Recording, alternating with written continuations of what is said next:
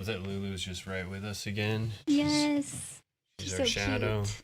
She wants she's to. Freaking adorable. She wants to support. You're so freaking cute, Lulu. Yeah, you're adorable. I love you. Oh. And we're back. Hello. Just got done watching the DUI manslaughter video. Did that just happen? I guess I had it paused. I didn't even realize I had it paused. Let's see if we can catch up here. Yeah, what's up, everybody? What's up, everybody?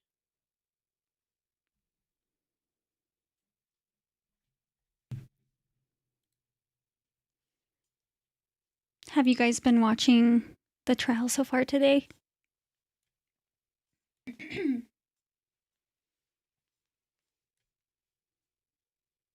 I feel like some interesting stuff has happened. Are they still on break?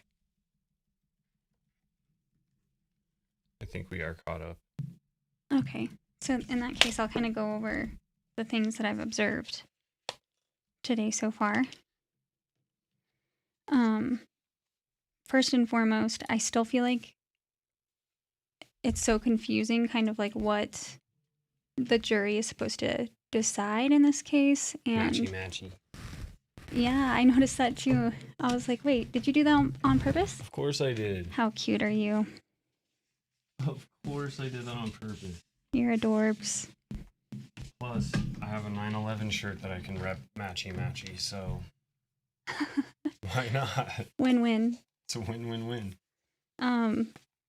Okay, yeah, I still feel like people are confused as to what the prosecution is supposed to prove, what defense is proving or not proving, or what their responsibility is, and then what the jury's instructions are. So I'm just gonna go over that again really quick. So Daisy, thanks for watching our other live. That's freaking awesome. yeah, thank you, and thanks for coming back. Yeah, and coming back.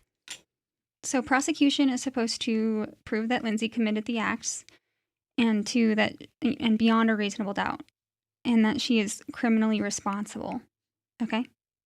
So that means that she understood the wrongfulness and could control her conduct at the time. Sorry, it's got to face you. Oh, really? Yeah. Okay, there you go. Okay, cool.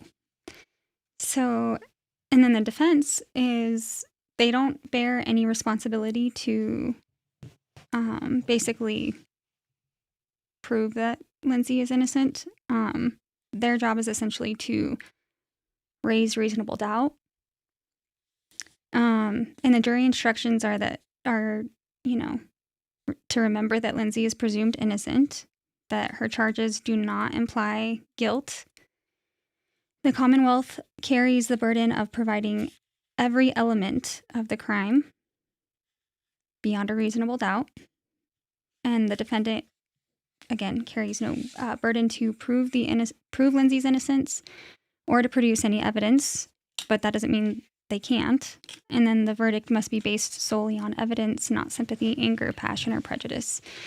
And then the elements of the crime, I think that's important to go over too. So basically, the underlying crime is first degree unaliving. So you have to prove premeditation, showing that essentially Lindsay caused the crimes, thought about it, and then acted. And then extreme atrocity or cruelty. So basically, like, the jury will consider how much the victim suffered, the cruelty, like, of the injuries, the extent of the injuries, that kind of stuff, the manner of the unaliving, like how it was done, etc. Okay.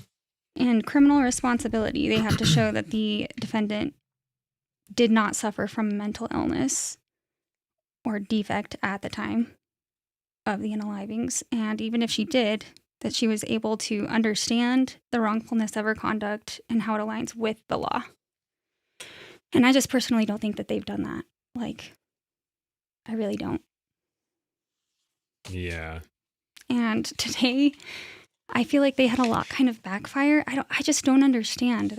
I'll get to it, but there just are, again, certain questions that I feel like prove more of the defense than of their point.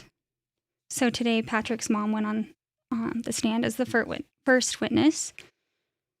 Her testimony basically consisted of, Lindsay being a wonderful mom and that they had a good relationship. And her own words were that she was begging for help. She used that word. Begging for help. Yeah. Yeah, especially in the months leading up to the tragedy in, January of 2023. Yeah. Yeah. Well, and she did go over and help her, right? You said she yes. stayed with her for a couple So weeks? this is Patrick's mother.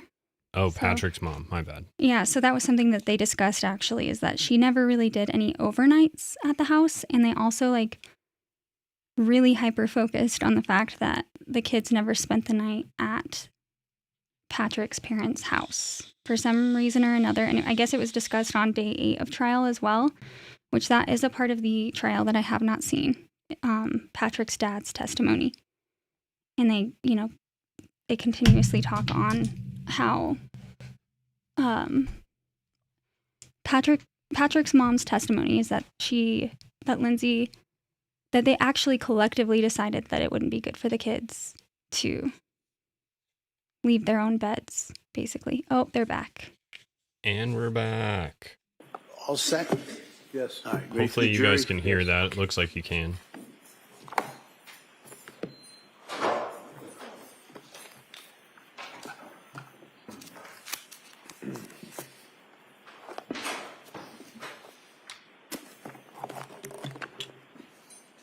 Woo, so cute. He's just chilling.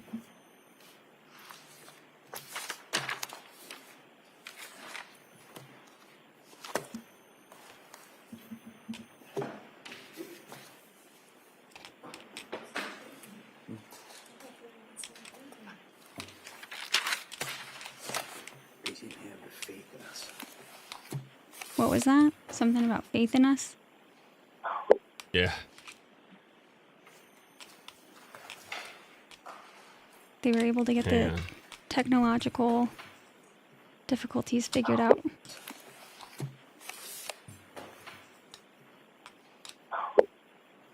What was that?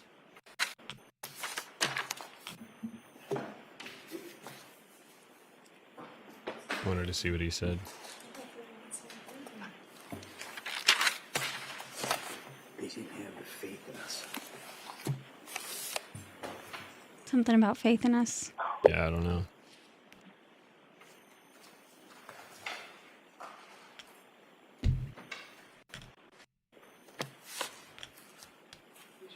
Is there anything that you guys, if you have been watching it this morning, is there anything that you picked up on or thought was interesting? Drop it in the chat. Also, like the stream so we can get more people in here. And, but only do that if you like it, for real. Oh, I just dropped a new video too, so when this is over, go watch that video. It's a story I already covered when I first started doing YouTube, but they did some updates, so I figured I'd update everybody. What is this box? That's a massive Hobby Lobby box. Is that what they keep all their evidence in? Probably. Court is back in session. You may be seated. Your Honor, for the purpose of the record, we return back to the trial of Commonwealth versus Lindsay Clancy. All parties are present, including the defendant, and including the 18 jurors. All right, thank you, Madam Clerk. Oh, they're so members of the Boston, jury, they're so I think Massachusetts. we got everything fixed. Thanks for your patience. The next witness that's going to testify Who it is? is going to be testify either by Zoom or teleconference, as you can see. I just want to tell you, this witness will be under oath, and you can consider her testimony the same as if she was testifying here live. Okay? All right. Mr. Rankin. Yes, thank you. May I swear her in? Yes. Dr. Laprasado, What's please raise in your the right hand. Do you box? solemnly swear that you solemnly swear that the testimony What if and the I evidence won? you shall give to the court and the jury in the matter now pending between the Commonwealth and the defendant at the bar shall be the truth, the whole truth, and nothing but the truth, so help you God? I do. Thank you. Me too. Counsel. Good afternoon, Do you? Can you hear me? You're a No. little echoey, but I can hear you. Okay, I'm just standing in the corner here so that everybody can hear you. Tell us your name and spell your last name, please. We can barely hear you, dog. Dr. Elizabeth Laposata, Laposata. And fair to say that you That was have weird. Did it go out in your right ear? issues that require you That was to weird. Well, it's my speak to left us ear. today by Zoom rather than appearing in person as you intended to do. Is that correct? Yes, that's correct. Okay. Tell us what you do for work, doctor. Well, I'm a medical doctor, board certified in anatomic and forensic pathology. So I have an active practice in forensic pathology where I review cases. She was in the to Karen Reed understand case, how too. people get injured or how people die. And how She's can you probably tell the us only your forensic educational pathologist in the background? state.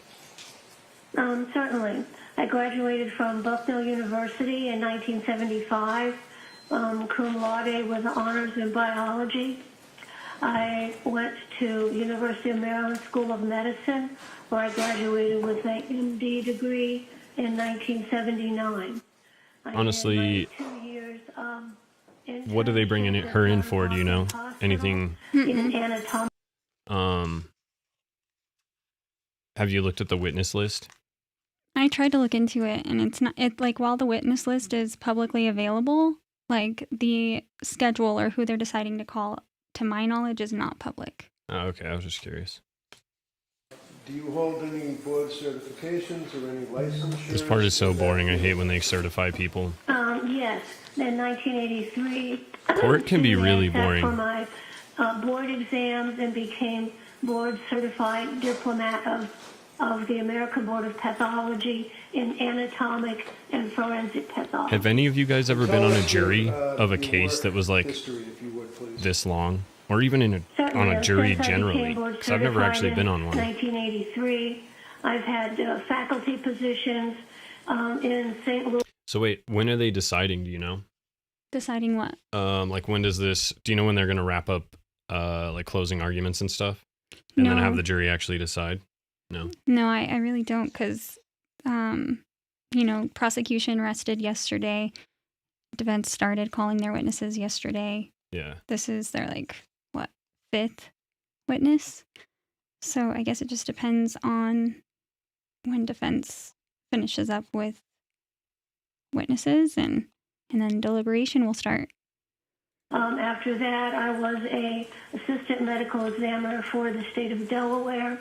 And in 1993, I was selected to be chief medical examiner for the state of Rhode Island, which was a position I held until 2005 when I started my independent consulting practice. So you've been an independent consultant testifying in courts and working on cases since 2005? At my own business, yes, and certainly testifying on cases before that as medical examiners employed for the city of St. Louis, the city of Philadelphia, and the state of Delaware, and the state of Rhode Island. Okay. And now Dang, you're yeah, independent. she's been all over New England. Correct? But I am, as it were, yes. I don't know. She Now, might be qualified. Did I reach out to you on the case of the Commonwealth versus Yo, Lindsay Clancy what up, and asked real if you villainous would, cupcake? Help us out by looking at Glad you could make it. discovery of the case. Okay, so she's Yes, looking she at did. discovery. And you're here to testify today. Can you tell the jurors what you actually reviewed as a basis of your opinion for your testimony? Certainly. I reviewed medical records, and I have a list here on Dawson Clancy. I reviewed the Office of the Medical Examiner She's so entire cute. file. I reviewed his EMS reports, his terminal hospitalization, the Duxbury Police supplemental narrative, Duxbury Police narrative, and his pediatric South Shore healthcare medical records. Could I just interrupt you for a minute? I apologize. Sure. Just in the interest of time, rather than going through every single, let me ask it this way. Did you look at police, Okay. Did you look at police reports? Yes, Did you look at grand jury minutes? yes, Did you look at medical records for Lindsay Clancy? yes, Yes, I did. Can you tell the jurors what medical records you looked at? For Dawson Clancy? No, for Lindsay. I looked at- No, not Dawson. For Lindsay Clancy. Oh, yes, I looked at her South Shore medical records when she was admitted on the evening of January 24th. I looked at her Brigham and Women's Hospital records, and photographs that were taken of her and published in her hospital records.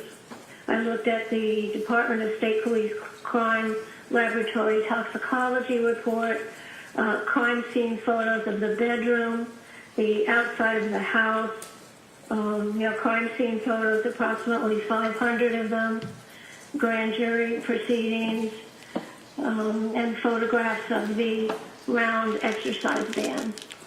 How about medical records? Did you review medical records pertinent to Lindsay and her treatment by healthcare providers in 2022 into 2023? Yes. Can you tell us what records you looked at? Well, I looked at her records from the post-injury records from South Shore Hospital, where she was first transported after she was found in the backyard of her house. And then I looked at her hospital records where she was transferred from South Shore Hospital to Brigham and Women's Hospital. Excellent. Doctor, in the course of preparing for your testimony here, did I direct you to a gentleman, a Mr. Drake, and ask him for help putting together a little diagram to illustrate your You had her testimony? listen to Drake? Yes, you did. I gave Mr. Jeffrey Drake graphics. Yes. Oh, Under different my Drake. direction, we put together some illustrations. And, Your Honor, could I, we all know what it is, could I offer this now? If you want to, is there any objection? It's the prior Other than, questions. yeah, so same ruling, that may be admitted. Do you want to pass out those? Sure, that'd be great. Yeah.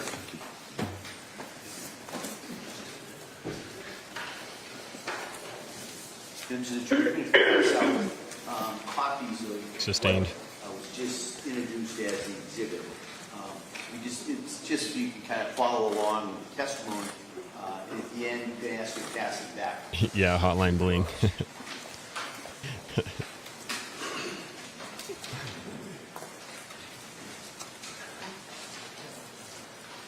I bet she does know Drake.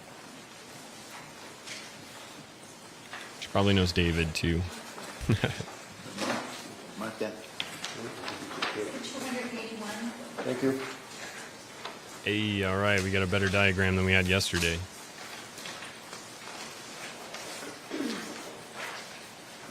All set? Yes, I think so. Thank you. Ugh, Now, gross. Doctor, first of all, you made reference to... Oh, because your head rotates forward. Dawson Clancy, that you had a chance to review Oh, it medical grosses me records out. and photographs and autopsy reports on Dawson Clancy? Yes, on Dawson, Cora, and Callan. All three, okay, three of the children? Just a quick hand One of the outside. one of the questions that I have is that of the photographs, the autopsy photographs that you Franklin, were... do you want to take that? It might be just kind of confusing with that. That's better. Then we can go back, when we Yep. get back to the charts, we can do that. Okay, thanks. Thank you. The autopsy photographs, did you have a chance to review those, Doctor? Yes, Hand I outside. did. Yeah, I And knew in what you your meant. extensive experience, have you had a chance to see autopsy photographs of young children, infants, adults, people being examined prior to an autopsy and of course during an autopsy? Oh, yes, many, many, many. Now, my question simply is, did you notice on the autopsy photographs of the children what, let's say, have been referred to as bruises to this jury? Have you seen, are you aware of that testimony? Yes, there were bruises consistent with active children jumping and running. And how about medical treatment and procedure? Did you make any observations, in your opinion, to a reasonable degree of medical certainty as to the cause, for example? Yeah, on 13 the different infant, psychotic on the meds. infant's That's head, crazy. bruising on the head, what appears to be bruising. Yes, on Callan when he was in the hospital, and there are even photographs of him in the hospital. he had EKG or EEG, electroencephalogram, monitoring devices attached to his head so the doctors could follow his brain waves. And they are little round cup-like things, and so where they were attached, actually on both sides of his head, they did leave a small little brown kind of parallel mark, little lines there that were from medical treatment for monitoring his brain waves. He also had many puncture wounds and evidence of medical treatment in that way.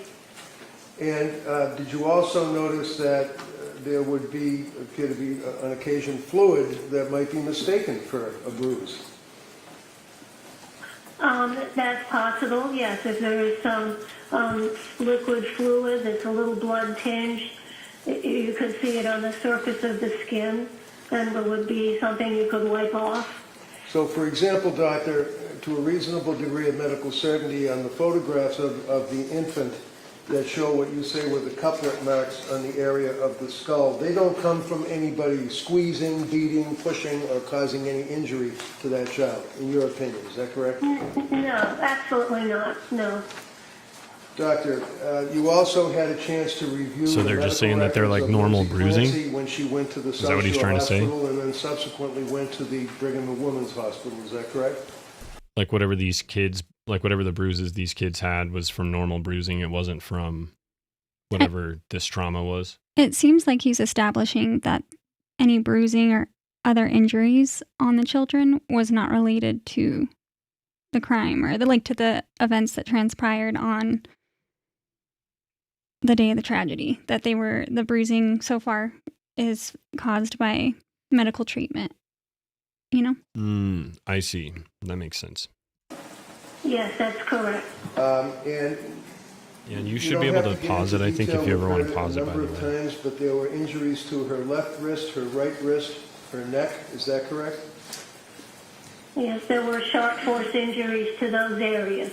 And in your practice as a pathologist, have you had occasion over the years and over the many cases that you have had involvement with to observe self-inflicted wounds to a person's wrist or their neck? Yeah, I think a lot of things can be true at once, Wizard, for sure. Oh, many times. Probably all And compounded can on you each tell the other. jury, to your opinion, to a reasonable degree of medical certainty, as to the nature of these injuries, and are they consistent with somebody trying, in your opinion, wait a minute, trying to kill themselves? Sustained. So you would agree that there's an injury to the left wrist, injury to the right wrist, that's a sharp incised wound, is that correct? Yes, they're cutting type wounds made by a sharp object such as a knife. Okay. And how about the neck? Did that penetrate the fascia, or did that penetrate the skin? To what degree? Yes, there were also linear, superficial incised wounds to her neck, and there were several of them, and one or two of them went deeper. There was bleeding also from the wounds on her wrists, and there were numerous attempts at cutting the skin, which we call hesitation marks, which are a classic finding in suicide attempts. And they clearly don't care about monetization, ad suitability settings, but and cut blood vessels that were under the skin. And you can also tell from looking at the photos that's all right. of Lindsay taken in the hospital when she was first admitted, and also when the photograph of the bedroom, her bedroom, you could see there was significant bloodshed event from those cutting injuries. Now, did she also sustain an injury to her neck from your review of the medical records? Yes. Can you tell us what type of injury, and if we could, and if it assists the jury with you, you can make reference to the pages of the little report in the diagrams, page 4, 5, and 6, and tell us what we're looking at. Okay, let's see. So are we ready to look at number 4? Sure. Yep. Start off with 4. Okay. So Just so you know, I think that's the first page that you have, so just... Yes, that's right. Yes. Page 4 is actually page 1. Yeah, so Makes me uncomfortable.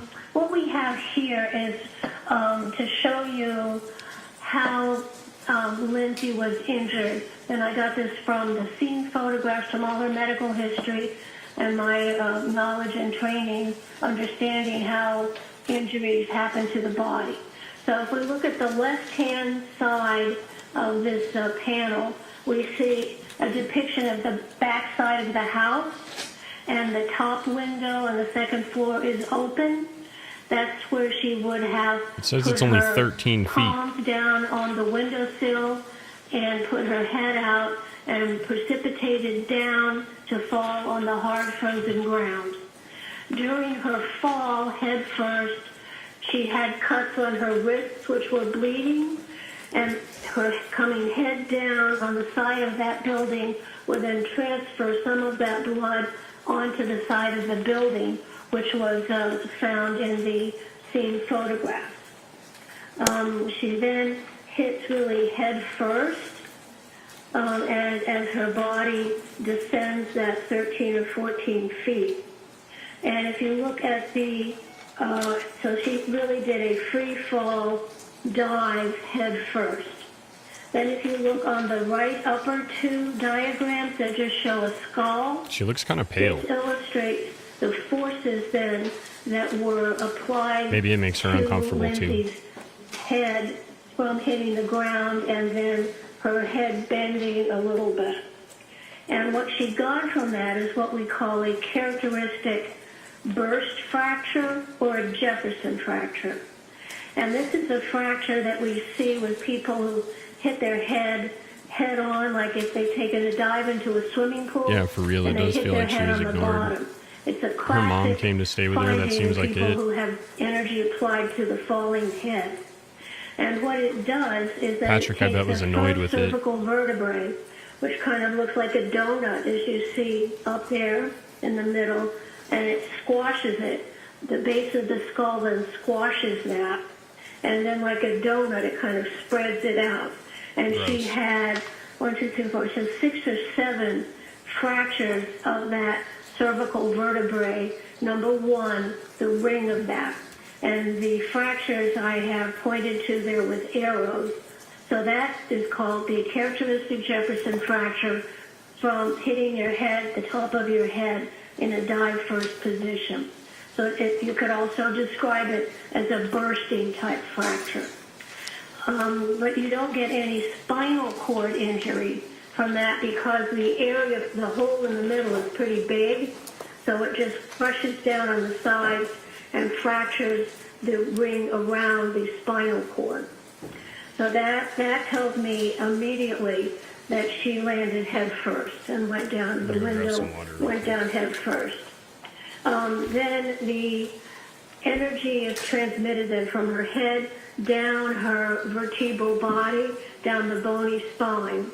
And that then fractured and compressed C1. The lower right-hand panel there puts that cervical vertebral body in the context of the rest of her skeleton. The left upper hand, we see her jaw, and then the C1 is pointed out there, and there are little springs there to indicate they were squished and compressed together and fractured. Now, looking at the next page, which would be 5, does that assist us in looking at the illustration of the injury to the spine? Yeah, so this is after her head hits, so she hits her head first, then there is some flexion of her body, and the energy from the impact is transmitted down her vertebral column.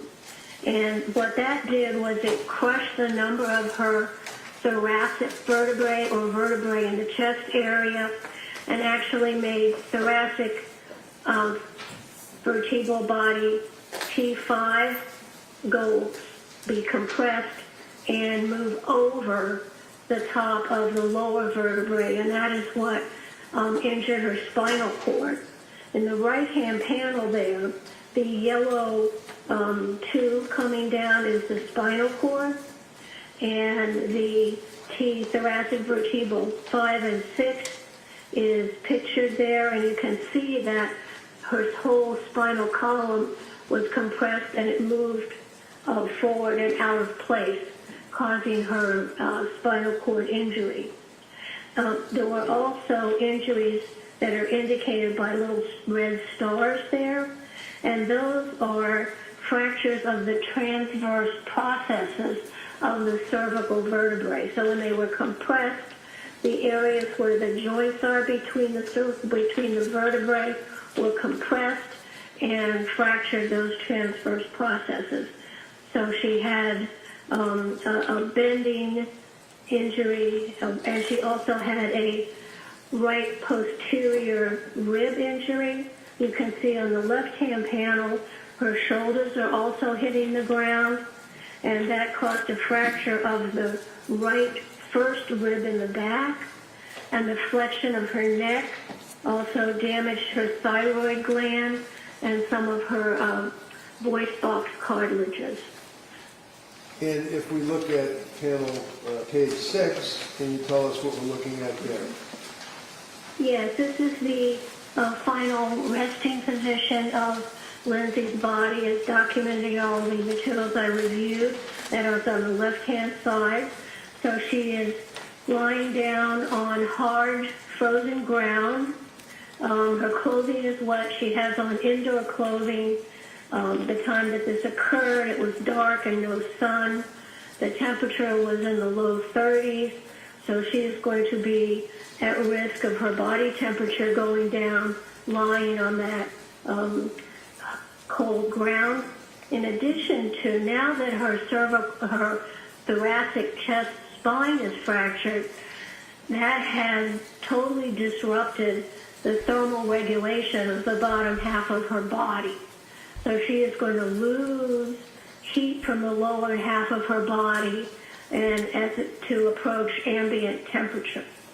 So there she is lying there on the ground. Then if we go to the right side of that, this is a scene photograph showing the area where Lindsay's body landed. You can see on the right at the base area, there is some medical debris from the EMS emergency treatment. Then circled in or put in a red square is a little bit of snow that has some blood on it, which would correspond to her position lying down as we see it in the left-hand side there. And sorry, go ahead. She says, okay, then the last Lady Autumn Sky says they made it sound like this wasn't X-ray even a real attempt. Is that true? Do you feel like they did? You know, I can't say if I remember that specifically. What stands out is like they've been trying to say that paint this picture of Lindsay that she's very controlling and that she didn't want anyone else to be taking care of the kids because they couldn't do it the way she could. And that's like ultimately why she did it. Yeah. Lindsay, which was taken in early February after she had surgical stabilization of her fractured spine. So this is looking at the side of her, and you can see the hardware, which they look like little golf tees going to the left side.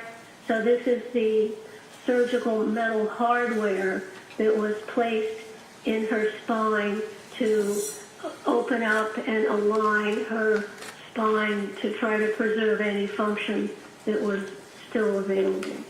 Now, Doctor, when she went to the Brigham and Women's Hospital, were you reviewing the medical records and able to discern that she actually coded as a result of her injuries? Yes, she did. She was in spinal shock and hypothermia, and her heart did What up, stop. J-Mac? What up, Sky CU? And did you observe that there were, and I quote, massive blood transfusions to treat her at Brigham and Women's?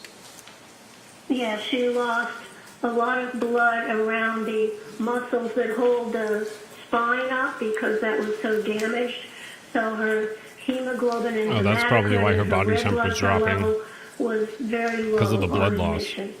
And the final question I had, Doctor, is as it relates to the records, it showed that she had a core body temperature of 82 degrees as opposed to 98.6, which Kim actually showed me this funny video of this chick like reenacting how it might have happened. And it does kind of look like she would have had to be Spider-Man. Yeah, that lady, she had been wondering why, prosecution's witnesses hadn't explained yet how she incurred the Jefferson fracture. And so she does this, like, she's recording her video laying on her kitchen table, and then she enacts how she's like, it must have been like this, and like literally slowly comes off the table. Yeah. So I looked it up, and in the opening statement, prosecutor Shanann Buckingham acknowledged that Lindsay had cut herself and jumped out of the second-story window after the unalivings and noted that she is now paralyzed. They framed the overall sequence as Lindsay attempting to escape the consequences. Later in the trial and at the earlier arraignment, prosecutors and some of their witnesses described the wrist and neck wounds as superficial. At the arraignment, one prosecutor had previously suggested she may have lowered herself out of the window rather than fully throwing herself out. Just like that girl was saying. Shanann, is that a dude or a girl? Lady. That's just so weird. That's the name of Chris Watts' wife. It's not a normal name, I don't think. Like I've only ever heard it one other time, and that was from that case. Yeah, you want to know something else that's weird? I don't even know location. I want to say it was in Colorado, but there's another Lindsay and Patrick that I think just recently she took herself out in the shower, and the husband, Patrick, had a mistress, and the mistress is the one that reported she thought something could be wrong, I believe, and that's the whole reason the police went over. Yeah, kind of crazy. That's super crazy. Oh, that's so funny. we're accustomed What up, to. Jennifer? Can you tell the jury, in your opinion, to a reasonable Thanks for degree being of here. medical certainty, what does that mean and how did that happen? I mean, that's pretty low. Yes, that is low. That's like, 16 degrees below. Oh, and it does sound like they kind of normal. downplayed it. Like it was just a way to get out of things, like to look So like she her was low trying body to do temperature something to herself. Came from lying on the 100%. hard frozen ground, which would be 32 degrees frozen ground. She had wet clothing on, so wet clothing is going to transmit the body heat into the atmosphere quicker than dry clothing. It was indoor clothes. She didn't have a big parka on. There was no sun at that time to keep her body temperature up. The ambient or the air temperature was around 30 degrees. She has a Damn, so it skin was cold.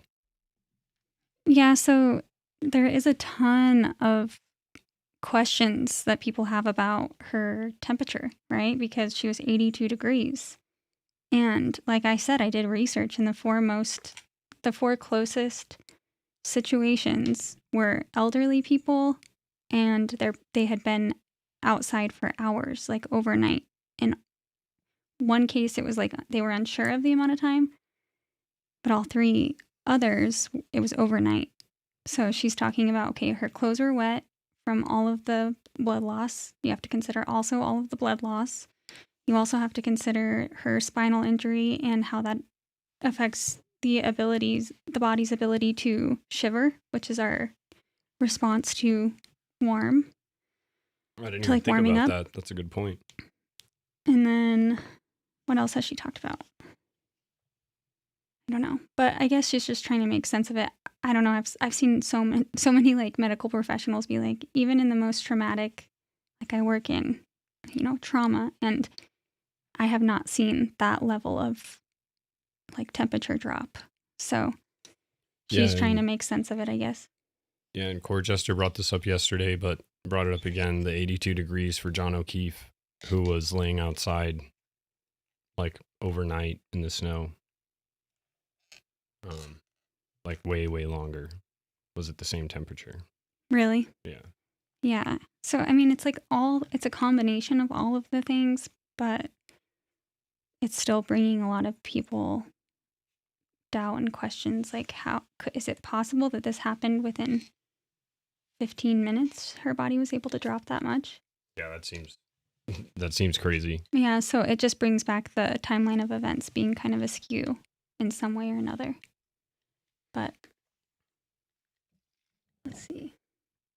Body, and also, most importantly, because of that thoracic spinal cord transection, she lost the ability to control her body temperature below that level.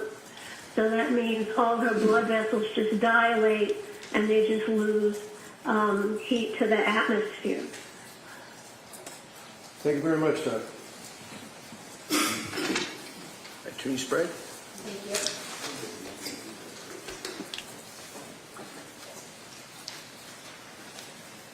Dr. Luxon, Yes.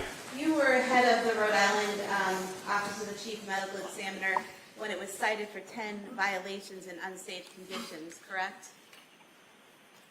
Yes, the unsafe condition was a light bulb out in a hallway, a computer in a hallway, and a few other minor things. I was very happy to have a safety inspection.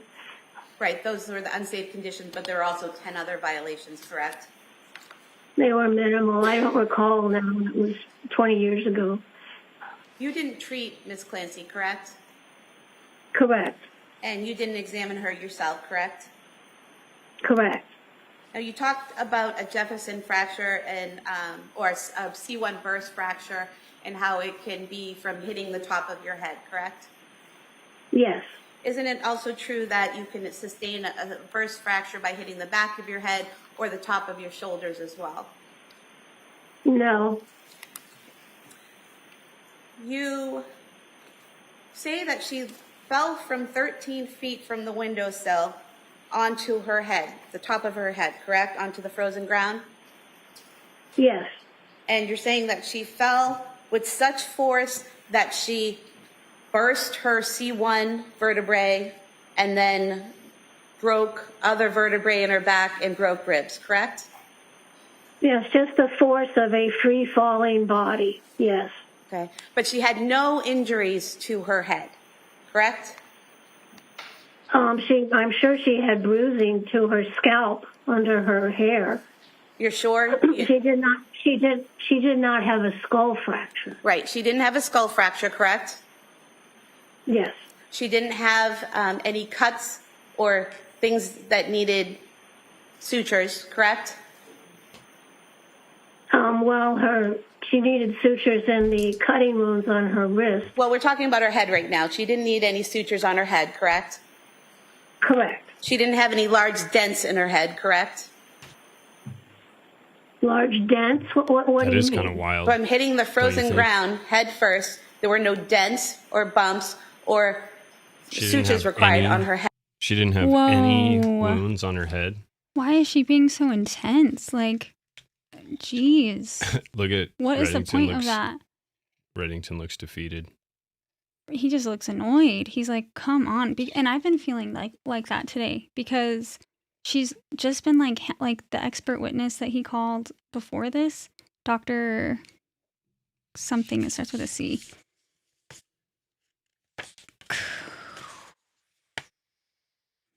Dang it, where'd it go? Dr. Corin or something like that? Anyway, she just was asking him questions that we all already have answers. Oh, Dr. Condi. We all already had the answers to. Like, we already knew, like, it was established that, again, asking these same questions, like, did you actually, like, personally investigate Lindsay or whoever? And it's like, that's not what, that was established by Reddington. Like, they're just trying to distract. Like, their tactics seem petty. And what are they even trying to show, though? prosecution?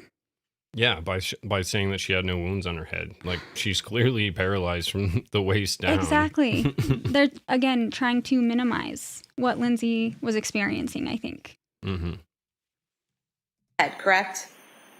Her scalp Yeah, was Reddington intact. looks so The forces annoyed. were transmitted to C1. So through her There's head, a very common finding when you go head first and hit your head. So, looks so hitting the pissed. frozen ground, the icy frozen ground, not a bump or scratch or scrape on her top of her head. And then within her head, there was no brain bleed, there was no hemorrhage. Also, it's important to note that they have legally stipulated to the findings of forensics. So, like, prosecution going over this, like, it doesn't prove anything because defense has already legally stipulated to the forensic findings. Like, huh? Yeah. What is she doing? Hang on. What? It's the only thing that slowly stops the ache. Yeah, that's the theme song for this trial. That's Electric Wizard said, I push my fingers in my... that reminded me of Slipknot. I push my fingers. You know what I'm saying? All right, sorry. There was no injury into her brain itself. Nothing showed up on the CT scans, correct? Correct. Her brain was fine. Her skull was fine. I'm sure she probably had some scalp bruising under her hair. You're sure because that goes along with what you're guessing at how the fall happened, correct? You can't be sure because you didn't see the You sure about head, that? Correct? You sure about that? You say No, you're I sure, can but be you didn't see her head. What is the point, I saw though? the medical records and I examined all of those. I'm sure she had some bruise on the top of I her like head her to the double wide backside, as I showed in my diagram number 4. I'm sure there was some bruising on her scalp under her hair, but that was not a major concern at the time she was taken into the hospital. You keep saying you're sure there were bruises, that you're sure that there was this or that that's not shown in any photographs or medical evidence. So you're not sure, are you? This You're lady's a real assuming. B word. No, I'm sure. Okay. No, I'm sure. Good for her. Yeah, I know, right? She's allowed to, based on her knowledge and expertise, deduce certain things. Yeah, what is she doing? Like, I just want to know. I don't get it either. I don't really Get to the understand what the point. point. And she's belaboring the point right now too. Yeah, she's not going to get reelected as district attorney. I'm just saying. Well, if the people of Massachusetts have anything to say about it, hopefully. Let me show you some photographs here. Excuse me. No, No, yes. and let me show you. I'm asking the questions. Let me show you some photographs okay, go here. ahead. Let me show you some photographs of the I'm defendant that were asking taken the at the questions. hospital of her head. What a B word. Show them. And by that I mean biscuit. Do we have sharing privileges on the computer? Somebody's got to do it, you guys. This stuff gets too serious. But at the same time, what is happening right now? Pull up the photos. Let's show that you can't see a bruise. Yeah, her hair is pretty Showing dark you here, and thick. photo of the top of the defendant's head. No Yes, I see that. cuts. Well, it would be the back of her head, if anything. Is she saying that there wouldn't be bruising from a fall like that? Like, that's like the most basic injury that one could sustain. So, again, where is she going with this? Oh, we just see her hair. There's no blood on the white sheet, correct? Well, I'm sorry, I couldn't hear what you just asked me. There's no blood on that very white sheet, correct? Well, I don't see what's under her head, but that's not relevant to understanding that she did fall head first. Okay, so you're saying she fell head first from 13 feet onto hard, frozen ground. Wait, I don't want to detract. I was just going back through the chat here. Corchester, are you saying that Kaylee, one of the Idaho 4 victims, is also a niece of John O'Keefe? That's interesting if it is true. And had no visible injuries to the exterior of her head. Super weird. Yes. And you're saying that she... What up, April May? It was a yes or no question, doctor. Listen, hold on. Doctor, listen to the question, answer the question, and then we'll just go from there. Go ahead. Ms. Sprague, if you want to re-ask that question.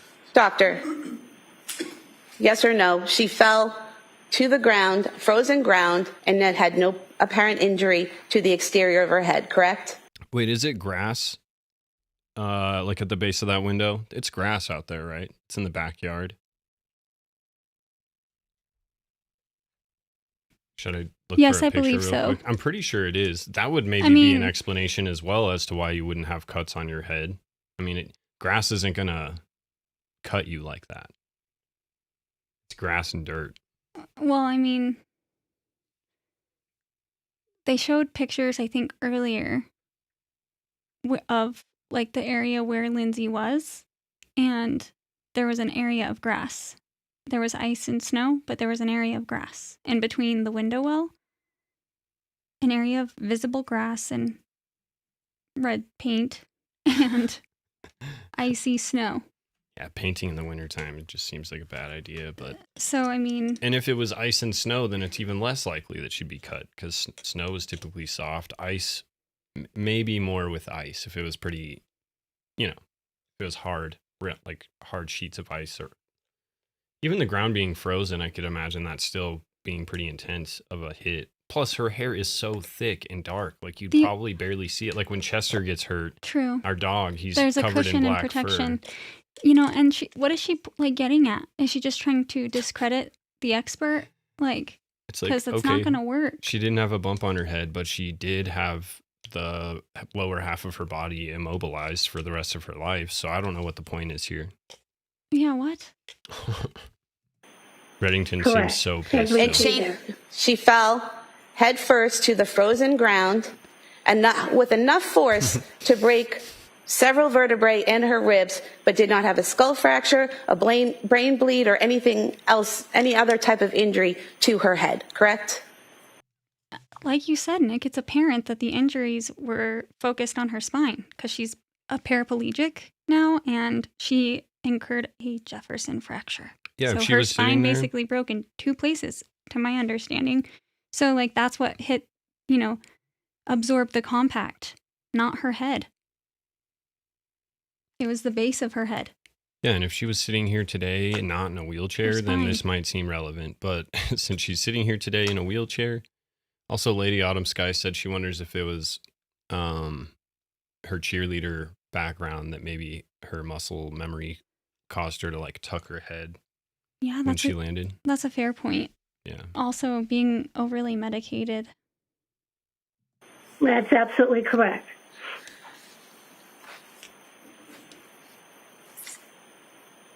Lady, what are you doing? Also, I saw Move to put something. the photographs Somebody just had showing a into evidence.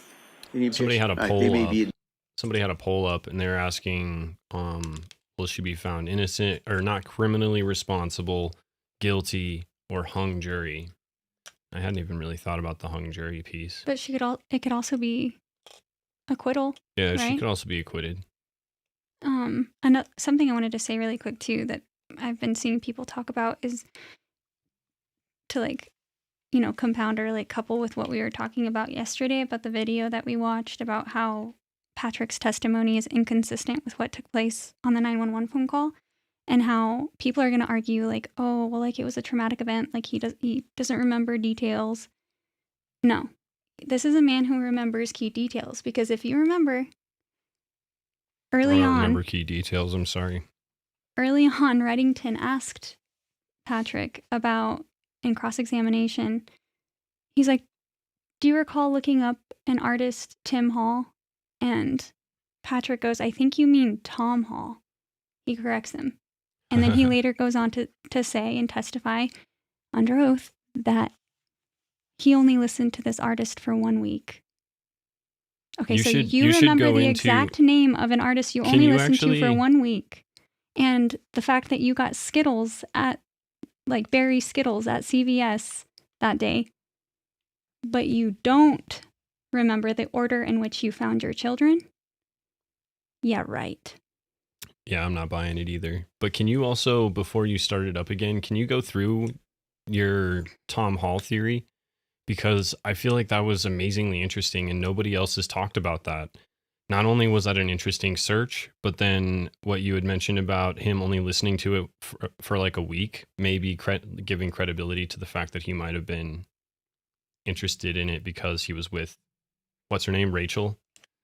Yeah, well, I mean, I'm just considering all things as this is playing out. And I know. I just thought that what you said about the Tom Hall stuff was a really interesting dot, and it was really weird that they brought it up during the trial. Otherwise, it's a pretty insignificant detail. yeah, I was just gonna say that for whatever reason, and Nick can, I was the one that was talking to him about it when it happened, and I was listening to that day of trial. I was like, for some reason, this question is standing out to me because it was the first time that I felt like both sides were kind of, in a way, incriminating or like alluding to Patrick not being fully honest about all of the details. Because both of the questions that both sides were asking didn't really make him look too good.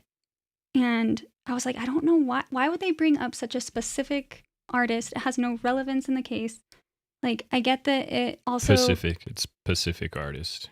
I get that it also, alludes to the fact that he was searching methods of taking oneself out. Well, and think of through it, he's the a tech hyperlink guy. in He's the a Tom tech Hall guy. Wikipedia. I get that part. He's However, looking why for... would prosecution also be working to ask him questions that then poke holes in his testimony? Yeah, that is weird that they're both... The fact that they're ever working together in any sense, in any term in the trial at all is weird.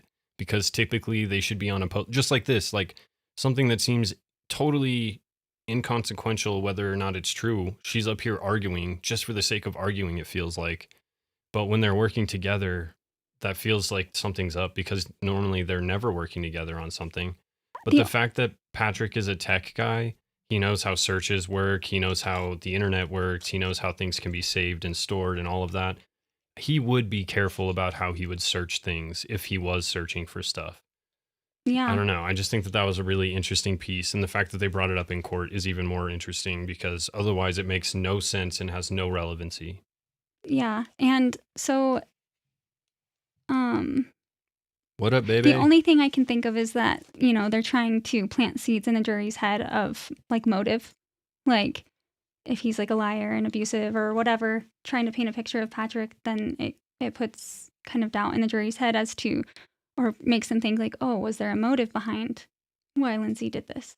Was she, so that's the only thing I can think of. And then also, I don't know, I want to say it was proven that, well, no, it wasn't. Okay, so what's suspicious is that like under Lindsay's Google account or whatever, her Google search history included where is the like artery or the something artery located, and we're like, oh, I don't know, it was weird. But if she's a nurse, why would she be Googling that? And then also she allegedly Googled how to disable the airbags in a Kia Law, which is her car.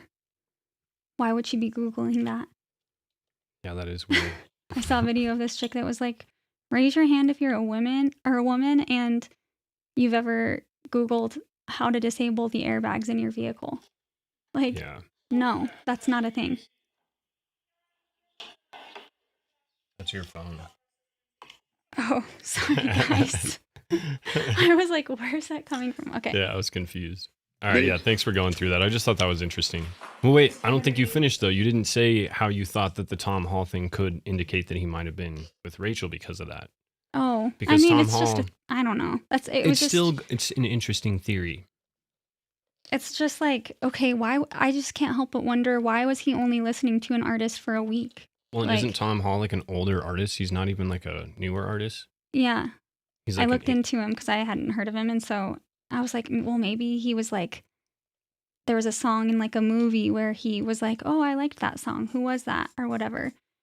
And so I was trying to like look into like, oh, is there any songs in movies? And like, did he see a movie like with his new wife, which would have been a mistress at the time? Like, and he wanted to see, like, I don't know. But I didn't really find anything that's baseless. So. Oh, okay. Never mind. I thought you did find that there was a movie that came out around that time had that movie. There was, that had that song, a song by the, Tom Hall in there. It wasn't the actual movie that I had originally thought it was after I looked it up.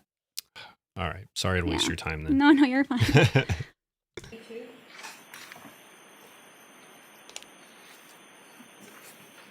Reddington is so pissed. Doctor, in your report that you provided to defense counsel, you also talked about the strangulation of the children, correct? I did. And in your report, you wrote that it would have taken 5 to 10 seconds for unconsciousness to occur, correct? Yes.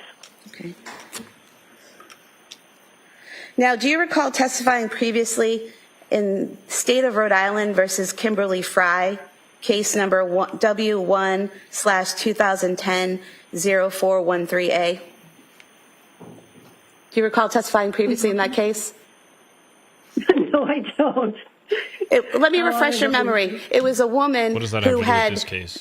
killed her 8-year-old daughter by asphyxia, and you testified. Oh, yes, manual strangulation, yes. Yeah, so ring a bell? Yes. Okay. And so you testified back in 2011 in that case, and you were asked if you have a very complete compression, strike that. You were asked, unconsciousness due to oxygenation can occur within 10 to 20 seconds. And you said if you have a very complete compression of the blood vessels of the neck, you can become unconscious within 10 to 20 seconds. And then you were asked, I'm just saying hypothetically, just strangulation alone is 10 to 20 seconds. And you said if it is effectively and continuously applied, like in a lateral vascular neck restraint, most times there is a struggle going on, so you can't quite get that. So in that case there, you didn't testify that it was 5 to 10 seconds. You testified that it was 10 to 20 seconds, and that if there's any struggling, it could be longer, correct? Yes, but that case was... Well, that was a yes or no question. It's not a yes or no question. All right. Defense can follow up. Hold on. She's answered the question, and then we'll She's have getting a real redirect mad. if counsel would like to. She getting mad. Well, I don't remember Hold on, what Doctor. I said. Why don't you, Doctor, Sorry. wait for a sorry. question. You were Go ahead. I just feel like she's what's the saying? She's grasping at straws because her cross-examination today has been terrible, in my opinion. She ended her, I think one of her last questions to Patrick's mom was in regards to establishing aren't you Catholic? Don't you practice the Catholic religion? And then she says something to the effect of, are you aware that murder is a mortal sin? And you're like, lady, that's based on, isn't that a religious thing? Why does that have any relevancy here? Exactly. Not only does it misguide the jury, it also kind of goes with defense's claim that she would have been psychotic or insane at the time of the event. So all she did was validate that, Yeah, I still don't get the point of this whole thing, but sorry, I'm trying to give you guys the full screen option here since just because, why not? Let me turn off these though. You can play it, babe. I can't. Oh, because it's on the thing. What do you mean? Yeah, let me move this real quick and then I'll put it back. Because I'm using the other screen, so it's not using this screen anymore. also asked in that same trial, doctor, the question put to you in that trial was, but once that unconsciousness set in, you agree with me that there had to have been a consistent application of pressure, either suffocation, strangulation, or compressions of the chest for 2 to 3 more minutes continuously while the child was unconscious, correct? And you answered, I think that's a fair statement. And the question was, you said that before yourself, correct? And you answered yes.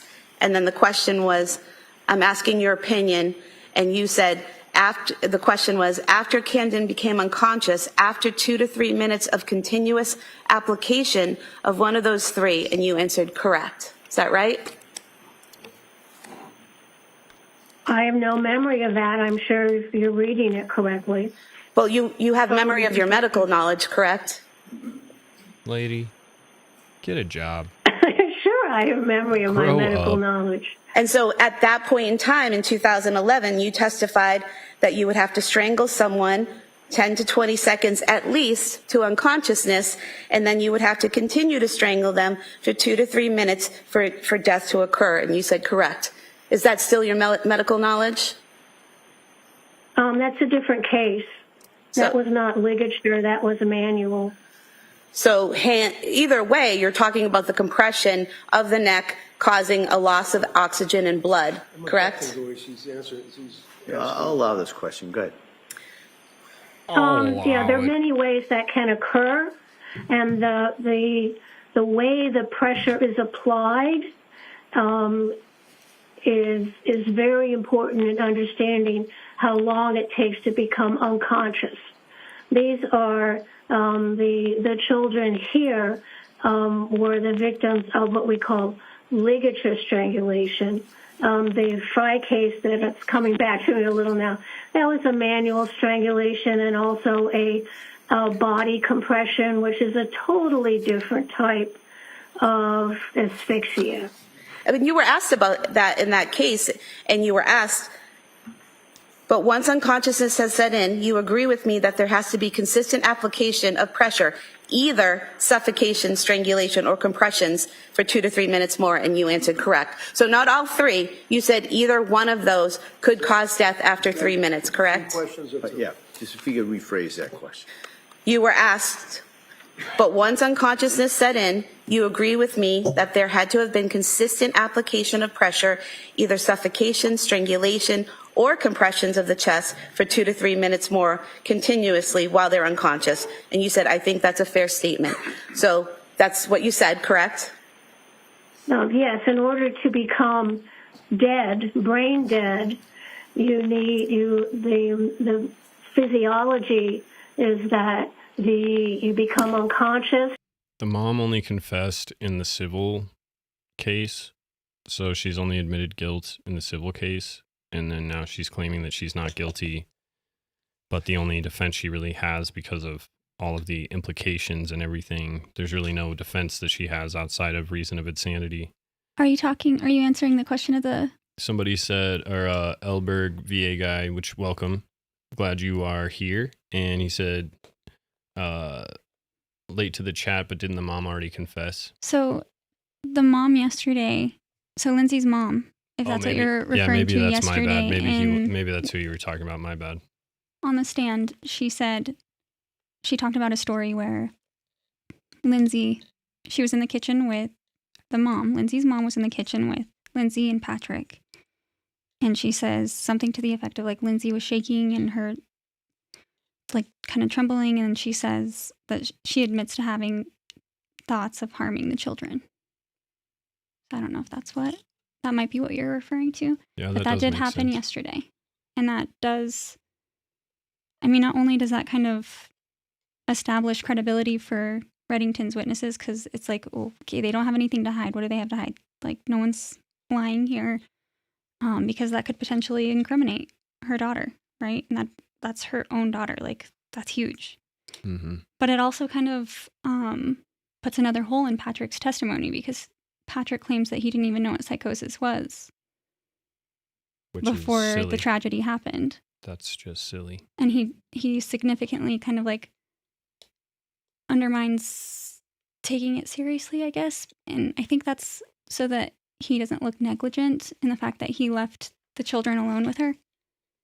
But I can only speculate. I think that's interesting, though. Lady Autumn Sky said the Commonwealth didn't offer a plea deal, so here we are. So they really wanted to go to trial. I don't know. I guess so. But again, it makes you wonder, like, was there so much evidence? Why didn't they question Patrick in the first place? So is it an opportunity to do that? I don't know. That's a good point, though. Yeah, I mean, who knows? Maybe she very well did all of it. I definitely think that the trial has been weird. That's for sure. The situation's weird. Within sad. 5 to 10 seconds, and then you're unconscious, but that's not dead. then that continued constriction of the blood flow has to be still continuously applied for the brain to die. Correct. So that is what happens, and that's what happened to the Clancy children. The ligatures were wrapped around, they went unconscious in 5 to 10. One thing that you mentioned to me before, Kim, I don't know if you brought it up yesterday, but you've told it to me before, was that it was very convenient because somebody brought up like there should be child endangerment charges for the father and grandparents and everybody since they didn't really help, which I think is fair. But it was convenient that even though Patrick went on all these business trips and went and did marathon trips and like did all these trips and he was gone for extended periods of time, she chose he was gone out of the house for like 30 minutes or something. He wasn't even gone that long. About an hour. I think his original testimony or whatever is that he left around 5:15. There's speculation and like people wondering, and everybody's wondering, is that true? Because he sent a work email that he originally said was from his laptop at 5:24, but then he later said it could have been from his phone. So potentially left the house at 5:15, and then I think he called the police when he found Lindsay at around 6:11. And anyone, correct me if I'm wrong in the chat if you know exactly the timeline, but Okay. so about an hour, maybe 45 minutes, I guess. Yeah, I don't know. Just kind of interesting, especially if it was premeditated. They're really trying to prove that she planned for this hour-long Such a small stretch, window. this tight window Mm-hmm. to carry out. I mean, who knows? Who knows if she'd even be done? Like, I wouldn't even know for sure if I was truly trying to plan this out, which I would never do this, but I wouldn't know if I'd even be able to finish the job in an hour or whatever. I'd be like, I don't know what it's going to take me to do this. Like, I can't even imagine. I can't fathom it even a little bit, but that does not seem like, if I was going to plan it out, that's not the window I would give myself. I would give myself a much bigger window, or I would just be like, hey, me and the kids are going on vacation. We're leaving for the week, whatever. I don't know. That alone makes it seem like it's not premeditated.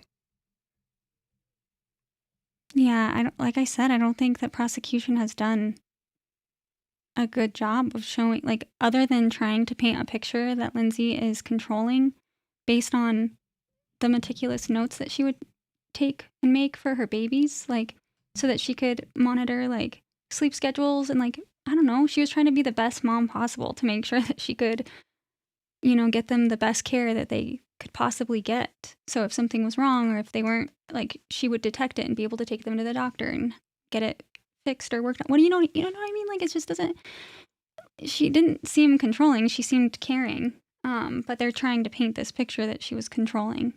Mm-hmm. And I don't think it worked, personally.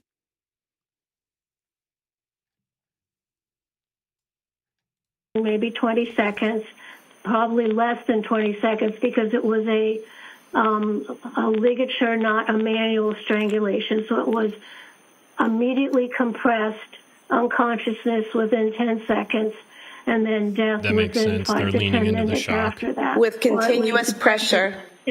Your comments are being removed? I don't think I've seen my mods in here anyways. I have basic moderation set up because it helps me not get flagged, because sometimes people come in and drop crazy stuff. But I'm not removing anything, so I don't know. I guess if there's even like a mild trigger word in your comment, just try and change it maybe. I don't know. That's the only thing I could suggest. Cashmere, I did see, because I opened up the chat on my phone so that I can see the comments better too. And I did see that I had to approve your comment. And I don't think I did see it pop up over on this end. It doesn't. I don't think it lets me approve them on here. They said someone let her go from the window by her ankles. Maybe shut the window on her neck. She was supposed to be dead. Haas. What up, dude? She would be too cold to answer him. Listen to who was first on the scene. And I think those are all fair points to make. Yeah, those are all fair. And the algorithm is responsible for taking that off, I think, then, because you approved it, right? I recommend approving them all unless it's truly, because I've had some trolls come in, but yeah. Uncle Haas, I didn't even know you were in here. She had a severely damaged thyroid. And so I don't think I've heard any answers as to how that would have been possible given the alleged self-inflicted wounds. Yeah. Is that possible? I don't know. But yeah, you guys know me. I don't censor nothing. Unless it's like, even if people wanted to come in here and troll, I really wouldn't care. I just don't want them, because the comments I've found can actually get my videos flagged, which is something that could have been happening with my other videos that got flagged these last 2 weeks. But censorship is going to be the death of the internet, I swear. So I try my hardest to not censor anything. And I wouldn't even put on the basic censorship on the comments if I didn't feel like I had to. Because people out here be wilding, dude. Good job, Joseph Gross 17. That's amazing. Hey, Going on 4 years sober next month. Joseph Gross, that's freaking badass. Truly, that's wonderful. Yeah, that's awesome. Not easy. No, it's Great not. work. After 3 years, it started feeling like rock solid for me. Like I felt like I was just good, you know? But I don't know. It's people after a while. I mean, I think some people don't really, they're like, oh, cool, 4 years. Like, but after a certain amount of time, they're like, oh, was it really that hard after a certain amount of time? But no, there's people that relapse after many years and like bad things happen. So it's literally a daily struggle, daily grind. So 4 years grinding it out. Here's to another 4. Keep it grinding. But congrats, man. That's awesome. Continuous Yes, pressure around the neck. Yes, because this is a ligature strangulation, Thank you. not manual. Oh, Okay, man. so Reddington's been waiting for when his you're chance. talking about ligature strangulation as opposed to manual strangulation, tell us in your mind what that means. Yeah, see, court jester said the family annihilators are the mistresses with the husband's complicit accomplices. That's and I never would have thought that way, but honestly, that might be the more accurate way. Because, I mean, guys are going to be willing to do whatever. And be like, oh, yeah, whatever. Sure, let's do it. I've got your support, let's do it. Well, they're very, very different. Hey, Crystal, what's up? Manual 1 year sober last strangulation month. That's means awesome. that you have, Hell yes. Somebody's used their hand Happy and birthday. they've pressed Happy either belated side birthday. of the neck. Okay, that the hand is manual strangulation. Strangulation means that you have stopped the blood flow that comes out of your brain, and the carotid artery continues to pump oxygenated blood into your brain, but it can't drain out through the jugular veins. So with continuous pressure, then the blood can't get in because it can't flow out. It's kind of like stopping up a pipe. And then so you go unconscious within 5 to 10 seconds, but then with continued pressure, your brain dies. So the difference between manual and ligature is that manual can be kind of an off and on thing. Yeah, you may that's so put true. You have a jugular vein on either Statistics side of your support neck. that. So if you're using a hand, you might compress one. The statistics definitely support spouse. The most dangerous person to you ever in your life is always your spouse or your partner. And that's why they always investigate them first. Why wasn't Patrick investigated? I wonder, was there much of an investigation done into him? Do you know? Not that I know of. Anybody she in was the chat? arrested 48 hours after it happened while she was still, I believe, in a coma. Kick them while they're down.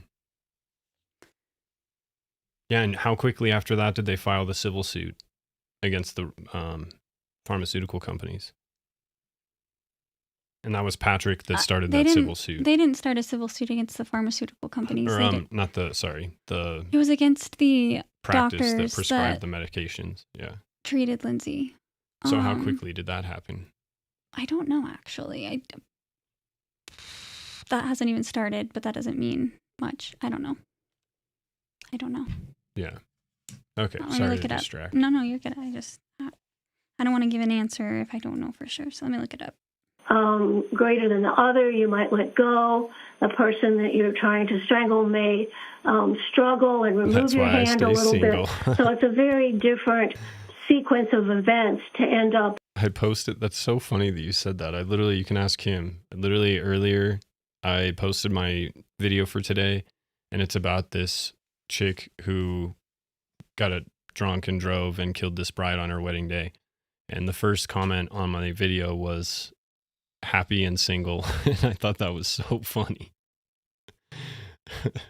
With brain death and asphyxia, whereas wrapping a round loop resistance band, which is a ligature, immediately compresses those vessels. There's no coming off, there's no putting back on. So it's a very complete, one-time, immediate, non-varying compression with those exercise bands ligature. Okay, so apparently there's 2 civil lawsuits. Yep. That's what Lady Autumn Sky said. Patrick Clancy there's one with Patrick Clancy, wrongful death, medical malpractice on behalf of himself and the estates of the children, was filed on January 21st, 2026, or around that date. Some reports say Wednesday, January 21st or 22nd. In Norfolk Superior Court, and Lindsay Clancy's own medical malpractice lawsuit against her providers was filed shortly afterward, 1 day later, around January 22nd. Both suits name providers including Dr. Jennifer Tufts, Rebecca Gelada, and their associated practices, hospitals alleging negligence, misdiagnosis, and over-medication that contributed to the tragedy. Okay, so they both have their own suits basically against the same people. Yeah, and I don't understand, on behalf of himself, what did they do wrong to him? Misinform him or his family got murdered because of what they did to his wife. Is like from his perspective. Oh, I guess that makes sense. He suffered extreme loss because of what they did. It makes sense. Totally makes sense. Look at Lulu's tongue. So cute. Okay, so I'm kind of missing what she's answering. Can you go back just a little bit so I can hear the question he asked? For you, I'd do anything. Oh. Whereas wrapping a person that you're... How far do you want me to go back? Further? I just want to hear the question that he asked and how she's answering it. Oh, okay. And just so you know, if you want to do it, if you hit the space bar to play and pause, you can hit the arrow keys to go back like 5 seconds at a time. But then with continued pressure, your brain doesn't stop. I need to go back further. Yes, because... Okay, so when you're talking about ligature strangulation as opposed to manual strangulation, tell us in your mind what that means. Glad you made it, Carol. They're very, very different. Manual strangulation means that somebody's used their hand and they've pressed either side of the neck. Okay? That the hand is manual strangulation. Strangulation means that you have stopped the blood flow that comes out of your brain, and the carotid artery continues to pump oxygenated blood into your brain, but it can't drain out through the jugular veins. So with continuous pressure, then the blood can't get in because it can't flow out. It's kind of like stopping up a pipe. And then so you go unconscious within 5 to 10 seconds, but then with continued pressure, your brain dies. So the difference between manual and ligature is that manual can be kind of an off and on thing. You may you have a jugular vein on either side of your neck. So if you're using a hand, you might compress one greater than the other. You might let go. The person that you're trying to strangle may struggle and remove your hand a little bit. So it's a very different sequence of events to end up with brain death and asphyxia. Whereas wrapping a round loop resistance band, which is a ligature, immediately compresses those vessels. There's no coming off, there's no putting back on. So it's a very complete, one-time, immediate, non-varying compression with those exercise bands ligature, which causes unconsciousness effectively within 4 to 10 seconds. And in reference to the manual strangulation, where generally somebody would use their hands and perhaps press with their thumbs, that has a very common, that you see many times, fracture of what's called the hyoid bone, correct? Yes, that can happen. Absolutely. A little U-shaped bone up underneath the jaw. So they both cause, brain death from lack of oxygen to the brain, but the way they get there, that's leading up to that, is a totally different pathophysiologic process. So when counsel went through the Rhode Island case, whatever that name was, and was reading from a transcript and asking you questions about the time that a person through manual strangulation, and then she made reference to suffocation, she made reference to strangulation, she made reference to compression of the chest. That has nothing to do, in your opinion, with the ligature strangulation. Is that correct? It's a totally different mechanism of injury. Thank you. Sprague. Doctor, as you said a few moments ago, the ligature causes unconsciousness, and then the pressure has to continuously be applied for several minutes to cause death, correct? Yes. Thank you. All right. Anything further? One other question. On the ligature, doctor, and we discussed this, is the ligature, does that require a person to stand over the body and continuously apply pressure to the ligature, or walk away leaving the ligature? Every time I pushed it, you pushed it. Okay, so I wanted to address the knot questions. So I did some research into that because I have seen multiple people talk about this. But as far as I know, there's no proof as to what kind of knots were used. The only testimony that I was able to come up with is Patrick's. He talks about them being the type of knot you use when you start to tie your shoes. So like the first one that you tie when you're tying your shoes. That's not a special knot though. Like that's literally just a basic. However, the fire sergeant, PJ Holy, that testified What up, PJ? when he said that he could see Patrick removing the band through the basement window. You know what I'm talking about? Mm-hmm. Okay, so he testifies that he was unwrapping. He goes like this. He even uses this motion. He was I saw Patrick unwrapping the band. So, if it was just the kind of knot that you use to tie your shoes, then that raises speculation because you wouldn't have to unwrap, right? Mm-hmm. Okay, so there's no proof, but there's a lot of fair questions. There's also a lot of people alleging that Reddington, in a specific part of cross-examination, he's asking Patrick about artwork, and I think he's just building a picture of Lindsay's character based on Patrick's opinion.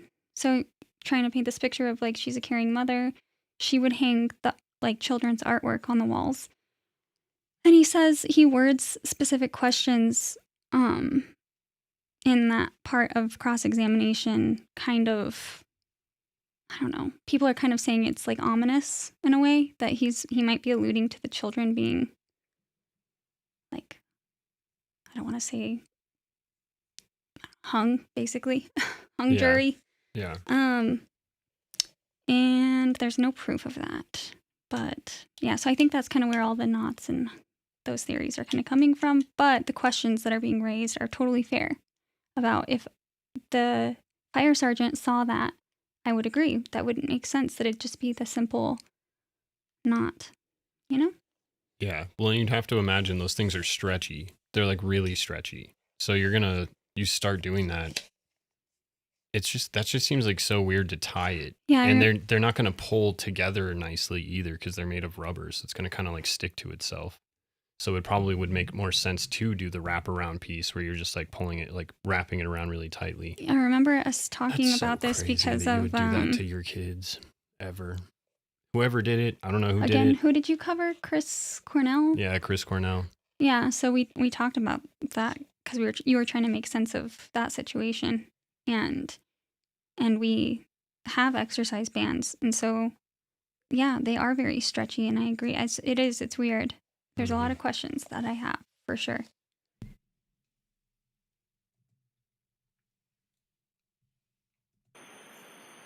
No, in this case, these were elastic round loops, like that were put around, somewhat tightly, pinching the skin. You could see little lines where the skin was pinched, and it just stays there.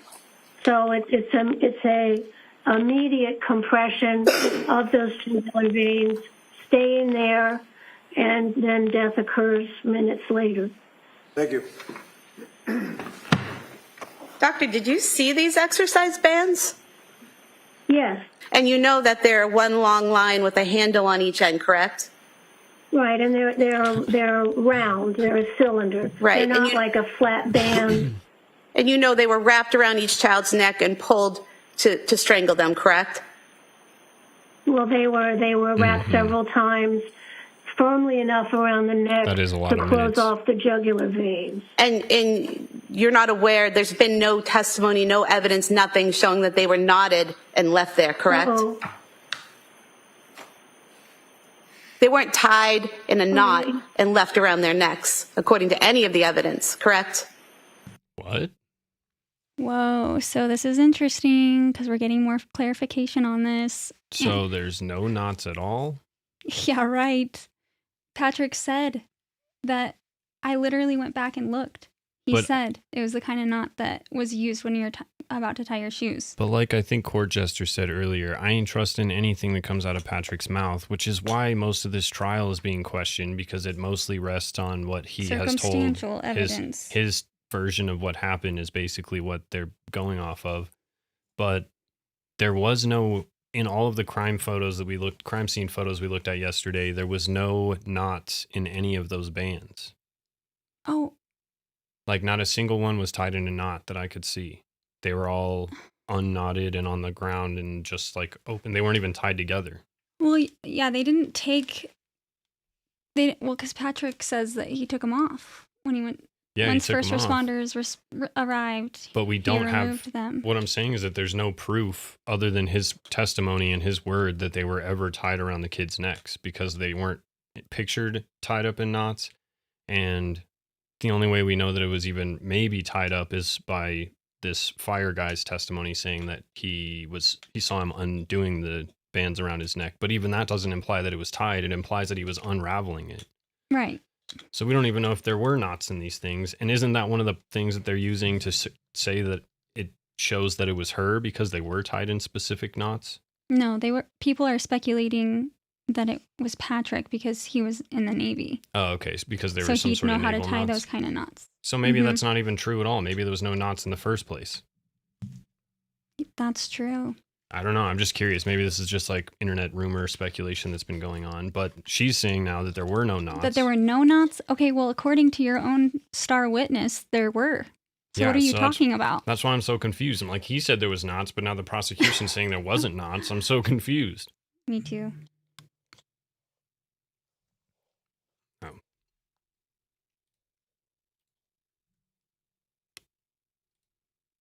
Whoops. What is happening? Come on. Uh-oh. There we go. The important part to me was they were wrapped several times, and then whether it had a... Yeah, and 3 kids. What do you do when one of them, you're doing this to one of your kids, what are you doing with the other 2 kids? Like, and it's just you there by yourself. I feel like they had to be drugged, but you said that they all tested negative for everything, right? Yeah. Or at least whatever they tested for. Yeah, but remember the baby, allegedly, Cora and Callan were found together. And so the 5-year-old and the 8-month-old were found together. Mm. And then the 3-year-old was in a separate room. Yeah, okay. Sorry to get dark on you guys. Yeah, it's really sad. It's so sad to think about that at all. I'm so excited to go pick Bodhi up later. I couldn't imagine ever thinking about doing that to him. It's so sad. Yeah, Dawson, Cora, Callan, these babies. Mm-hmm. They did not deserve this. And I hope truly that justice prevails for them first and foremost, and for Lindsay. You know, no matter which way you look at it, she was failed by the medical systems. Carol asked if there was pills found crushed up. And also a lot of people have brought up the fact that the kids were face down, which I think is definitely an interesting piece of the puzzle. Like, that's where you just can't look them in the eyes or something. I don't know. Or it all happened from behind and then they were just laid forward. I don't know. That is just an interesting I don't fact. like it. Don't like it. And then, the pills that were crushed up. Do you know anything about that? Yeah, I have to look into that just to fact check. But I'm pretty sure that was another thing that the police did not find, but Patrick says he found. I have to look that up, though. Let me look it up, actually, right now. Yeah. Yeah, Baby Electra says she heard that as well about the pills being crushed up. If there was, because is that in the official narrative that Lindsay did that? I almost said Lauren. Well, I don't know. Let me look. I don't think there's anything saying that she specifically did it. There's no admissions or anything like that. Mm-hmm. And a lot of people are saying there's no way it could be because she's a nurse. Why would she do that? And people are like, oh, well, it's so that you can feel the effects of the medications quicker. And it's like, Oh, never mind. Sorry, keep going. oh, no, that was basically it. I see what you're saying. He put the kids face down because he found them, took the bands off, and laid them down face down. I was thinking that they were killed that way and then they were left face down. But no, that's such a good point. I didn't even think of that the kids were found face down. So that means that Patrick laid them face down after taking the bands off their necks. That's freaking nuts, dude. That is actually massive. And like, yet again, doesn't prove anything, but I would never, dude. I would never. I'd probably be found with the kids in my arms. I would just be laying with them on me, probably. Like if it was my kids and I came home and found them all like that, I would instantly be like trying to get the bands off, but trying to like give CPR, do something to try and save them, like freaking out. Oh, yeah. And I guess, again, I haven't looked into this to verify, but they're saying that one of the paramedics testified that when they went downstairs to help the children and, investigate the scene and all of that, that Patrick was sitting on the couch and that they asked him to help assist with CPR. But I don't know if that's true or not. Well, then Lady Autumn Sky said, if Patrick is the one who found them, it's only his word that says they were face down. So it's his word on all of this. Because, well, yes, Lindsay's, attorney defense is, stipulating to kind of admission, by reason of insanity. It doesn't necessarily mean anything because the jury is supposed to decide if she's guilty or not in the first place. Mm-hmm. So she hasn't admitted to anyone except for Patrick, allegedly. Well, and Sipanon says maybe he said they were face down to justify his DNA on the fronts and backs from carrying them and handling them all over and using the band. It's actually a good point, too. Untying the kids equals conveniently contaminating the crime scene. Yeah, exactly. Conveniently. Yeah, so to answer the question about the crushed up pills, police searched the home, including the bedroom, the night of and morning after the incident and recovered some pill bottles. They did not recover the bottles that were in the nightstand drawer next to the bed and Apple Watch, mind you. Yeah. At some point afterward, Patrick and his attorney went into the bedroom, removed the nightstand drawer, and found multiple prescription bottles inside, several of which were empty or nearly empty. These are the ones associated with the medications Lindsay is said to have crushed and ingested that night, along with the cup or mug that had residual crushed material. Who crushed it? Patrick later turned those bottles over or discussed them in connection with the investigation. The crushed pills themselves, the powder or residue found in the cup near the bed, were part of the bedroom scene and documented by investigators, but the specific bottles that had been used for crushing and ingesting were the ones found later in the nightstand by Patrick. Who was she snorting these meds? Because otherwise, who crushes up pills to take them? Like, no, it was the crushed up stuff, I guess, is the residual in the mug. Oh, so it was like on the bottom of the mug? Mm-hmm. But even still, it's like if she was doing that for herself, why would she crush up pills to take them? Oh my gosh. What? I just got chills. If it's the mug I'm thinking of, I just pictured it in my mind. I think it says because kids on it. Really? And you know, like it'd be a coffee mug. So the implication there would be, oh yeah, I drink coffee because I got kids. But it's chilling and scary Hang in on, this let me see. context. I gotta see. See if they have a photo of it on here. Although I used Brave search like an idiot. Of course, it didn't bring anything up. Here, I found it. Oh, you did? Nice. Can I'll you just text to airdrop you, it? or airdrop it? Okay. Yeah. Macaroni Miller. Yeah, Carol said the mug says because kids. Mm-hmm. What the fuck? Yeah, that was what I was trying to get at before, is like if the kids, if there's 3 of them, you know, like then you've got to, hopefully that accepts it on here because that's on the iPad technically, but oh God. Totally does say that. Yeah, should I crop it out and resend it? Yeah, I don't know if I can show that. You should definitely crop it. I'm glad that it didn't send it over here. It's a giant painted knife, so you probably can't show that. I don't remember what I was saying. Because kids. No, that's what I'm saying. It had to be for drugging the kids. And so that's why I was curious if they were saying that that's in the official narrative that she drugged the kids. But no, like, I don't know. Because otherwise that's she open wouldn't for be crushing. interpretation, but that's not where my mind goes with it, because she didn't allegedly give anything to the children. Yeah, so that's what I mean, is if she was crushing up pills, then why? Because they're pills you're supposed to take orally, and most of them aren't massive. You don't need to crush them up. You can't snort most of them. Exactly. People are saying, like, as a nurse, she wouldn't have done that, but in As a normal psychosis, you're human not being. thinking rationally or like you would normally. Also, Yeah, I you guess have to that's ask true. the question, well, was it Patrick? Because that's what he was drugging her, Yeah. Potentially, against her will or knowledge. The kids did get toxicologies, and Kim said that they came back clean. So whatever it was either doesn't show up or... I texted that picture to you, by the way. Oh, you did? Yeah, because I don't know.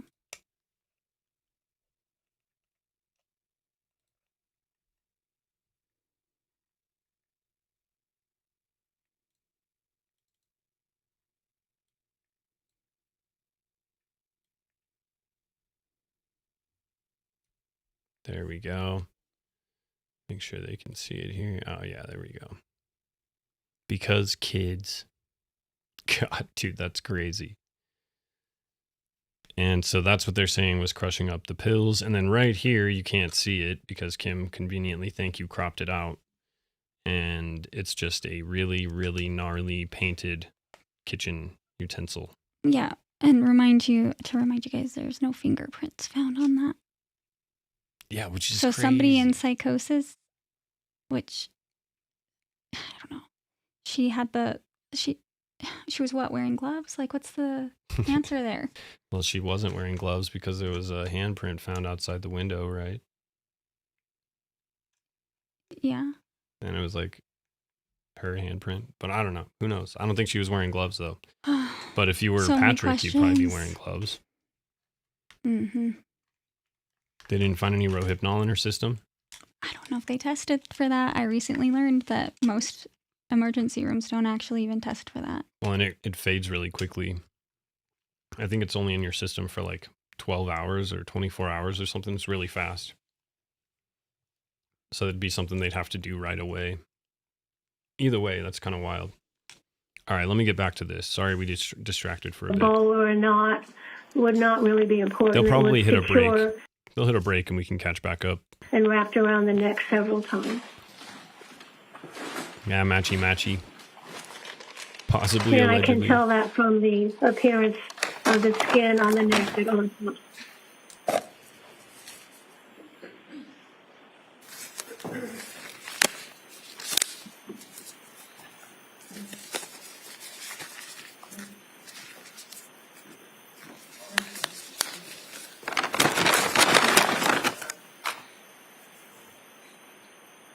you the band, doctor. Wrapped around the child's neck several times and then left there. I guess you can't see it from where you are, but it just fell apart. It didn't stay in a circle. Yeah, I What sort a of saw what you B-word, did. dude. So What was that?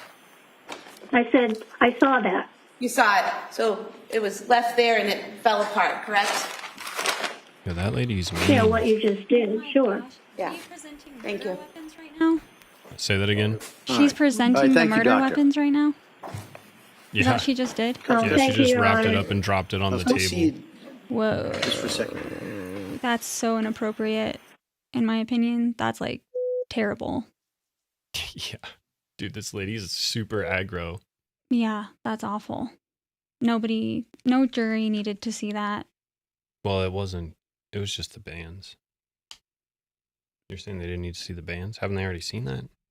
Images, I think the physical object carries a lot more emotional weight. I mean, I would agree with that too.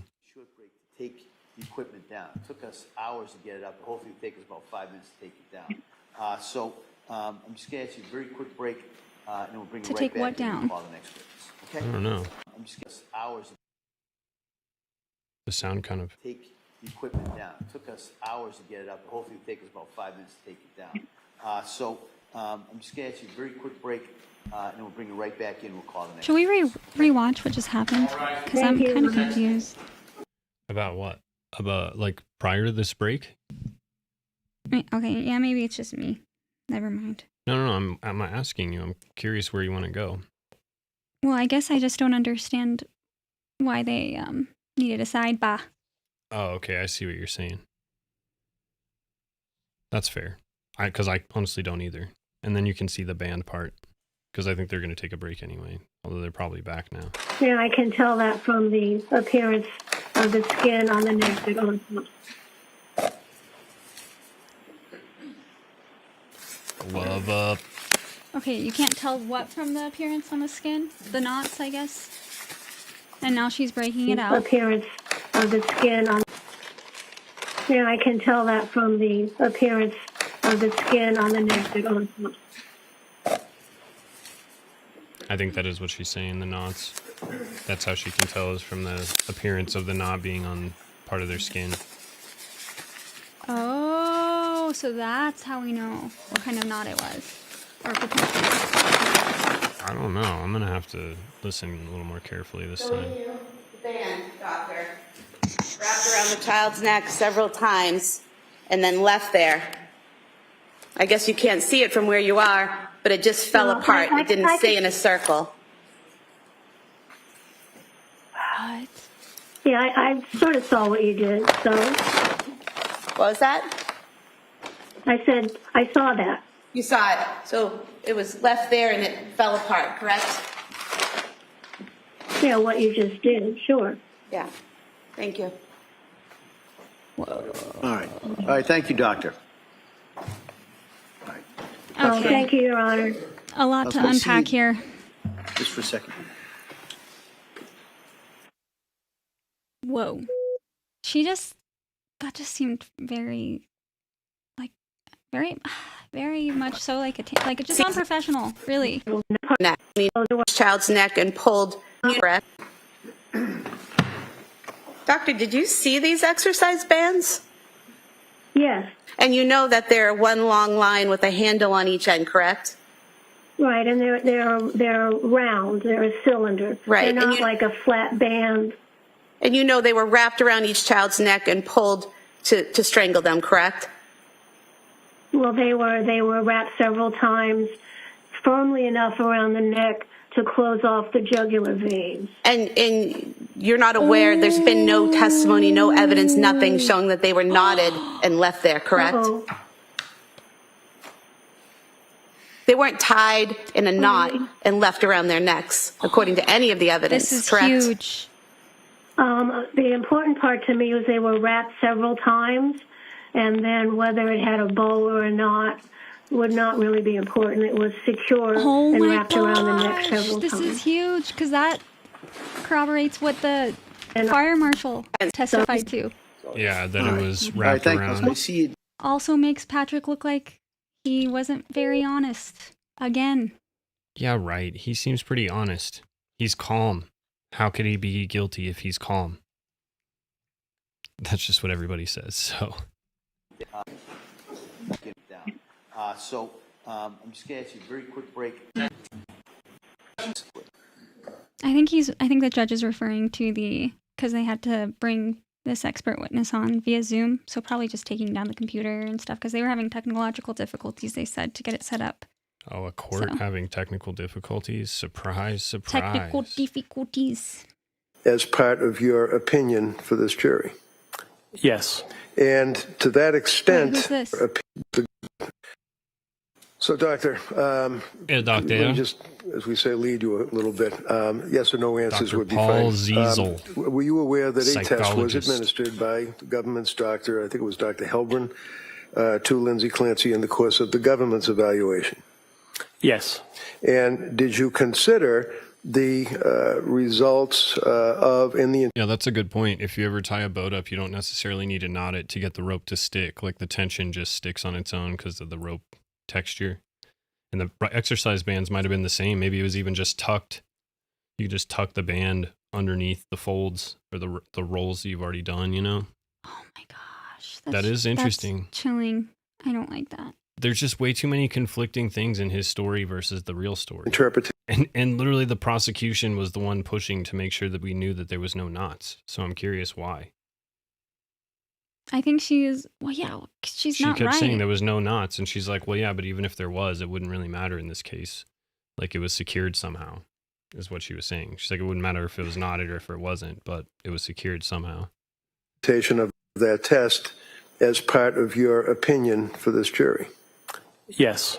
And to that extent, as you discuss whether or not somebody is faking or somebody is exaggerating, do you have an opinion based upon your review of the discovery in the case to a reasonable degree of medical certainty as to whether or not Lindsay Clancy, in the course of that evaluation, was malingering or lying or exaggerating? Yes, I do. Tell the jury. My opinion in the testing of Ms. Clancy regarding the MMPI was that Objection. Just the doctor, your opinion, doctor. she was not faking. There was no evidence of any malingering. She presented as an honest citizen. Okay.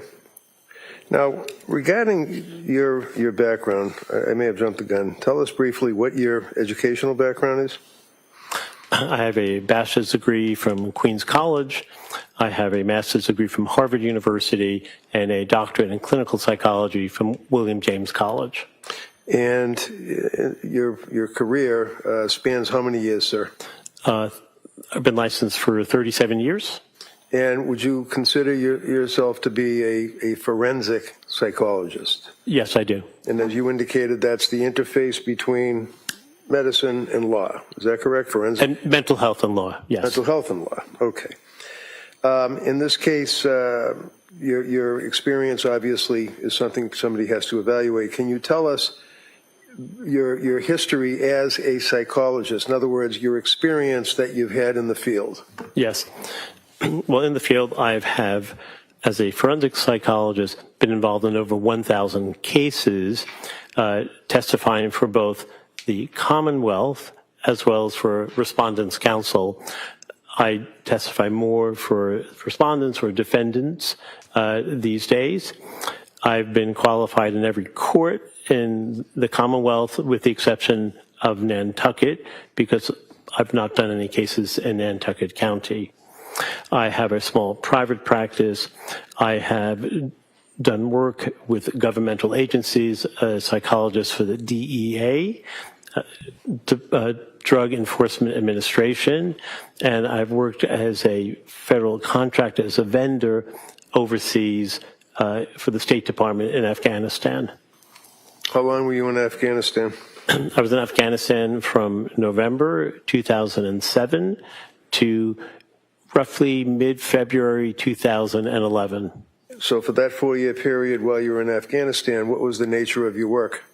The nature of my work was basically the equivalent through the military, they get analogies with the military as a combat psychologist. I was embedded in the field. I would do evaluations for what we call critical incident debriefings, and when there would be multinational forces, and in Afghanistan it was the ISAF coalition, International Security Assistance Forces. That would be countries that were deployed over there: England, Germany, France, Spain, Italy, Portugal, Romania, Bulgaria, Australia, New Zealand, a total of 38 countries. I could go on, but I'm not going to. And I'd be loaned to various countries in different parts of the country to do debriefings after a critical incident, which would be Did he say I've been loaned? TIC, TIC, troops in combat. I'd fly out usually on a helicopter, do the debriefings of the people who survived those attacks, engaged in those attacks, and ensure that they were stable enough to continue and, if you will, fit for duty. I would also do evaluations on violence assessments, individuals who had problems maintaining their ability to function safely in a war zone where everyone carries at least one weapon, usually two, to ensure that they were able to be healthy for their work. And I would do various types of training and debriefing. I was also loaned out to other governmental agencies, the U.S. Marshals, the FBI, the CIA, and with each of those agencies, there would be various issues that were necessary: people getting hurt, people killing individuals who attack them, and when that occurs, as one would imagine, there's great trauma that goes with that. Yo, this guy definitely works on MK Ultra projects with the CIA. Just saying. And these people were not necessarily negatively impacted in the moment, but we would make sure that they were healthy enough to continue their work. If need be, if they were psychologically impaired, I would be involved in helping get them sent over back to Europe, to Landstuhl, Germany, sometimes to Dubai, and help with individuals who suffered themselves with issues back from the United States. So I would have to do death notifications with the military. I would help with issues of conflict with other soldiers and contractors and agencies, dealing with all the issues that one might expect could come up in various parts of a war zone. I was often sent to what are called FOBs. Those are forward observation bases, generally about 100 people, more or less, in those bases, multi-international. And I was also sent to COPs, COPs, combat outposts, very remote, in the middle of nowhere, on mountainsides where you'd walk up goat trails just to get to where your small base is. And the billets were often cots in tents that were erected on rocks. Is this guy still talking about his qualifications? Quite remote. And I was on many, many dismounted patrols with the He's just trying to keep you from wondering that if having he's a psychologist CIA, or someone MK Ultra psychologically psychologist trained asset. to deal with what it's like to be in a war zone would be therapeutic, if not therapeutic, explainable, and helpful. I did many of those events. Reddington's like, Could I what? ask you to become involved to some degree in this case, Doctor? Yes. Yeah, straight up. You told us PsyOp when that admitted was. it just now. I received a phone call Yo, what up, from Cat's Attorney ear? Reddington late in the evening on February 3rd, 2023. It was late because I was already in bed sleeping and the phone rang. It was about 11:30. And without getting into the details, did I advise you that I was representing a young woman by the name of Lindsay Clancy and that she was severely injured and she was in a hospital? Yes. As a result of that, what did you do? That next morning, I went to Brigham and Women's Hospital, went to the front desk where one would normally check in, and there was a woman there who I felt was a volunteer. I explained who I was. I explained that I was asked by Attorney Reddington to evaluate Ms. Clancy on the surgical ICU unit. Were you able to access her to speak to her? Eventually, yes. And when you say eventually, what's the time frame with that? I was initially told I couldn't go. I had to wait 30 minutes. Attorney Reddington called the chief counsel of the hospital to enable me to have access to the unit where Ms. Clancy was staying. When was it that you were able to get into the unit to see her? 12:30 in the afternoon, What day? February 4th. So it would be, Is he talking to the January jury? Why does he keep 24th, looking that way? 7, so Okay. it's almost 11 days. later, right? Yes, You're also aware that I needed a court order to get you into the hospital. that's correct. And were you able to ultimately get in the hospital, go to the surgical unit, and meet with Lindsay? Yes. Central casting. Jurors have had a chance to look at photographs of her laying in The dead in caterpillar. bed with tubes and wires and all of that. Is that what she looked like when you first saw her? Yes, however, she was also, with her right arm, as I recall, shackled to the bed with handcuffs.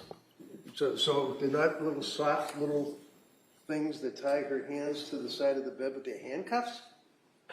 They weren't soft. They were regular, but appeared to be metal handcuffs that police officers and perhaps officers in this court use for detaining people and arresting people. So- They were not soft. While she's laying in the bed, did she have the tubes and the wires for treatment in the emergency, the intensive care unit, I should say? Yes, Was she intubated at that point, if you recall? she was not. So she was able to speak. Yes, Was she able to move obviously she's chained to the bed, so she couldn't get up. she could not get up. She couldn't move below her sternum, the chest bone. At that point, had you and I met and talked about this case at all? No? What was the reason I asked you to go to the hospital? You are worried about her mental health, given the significant event that had just taken place a few days earlier. You were concerned that she had absolutely no ability to have visitors. Visitors were not permitted to meet with her, from family members to friends to a priest.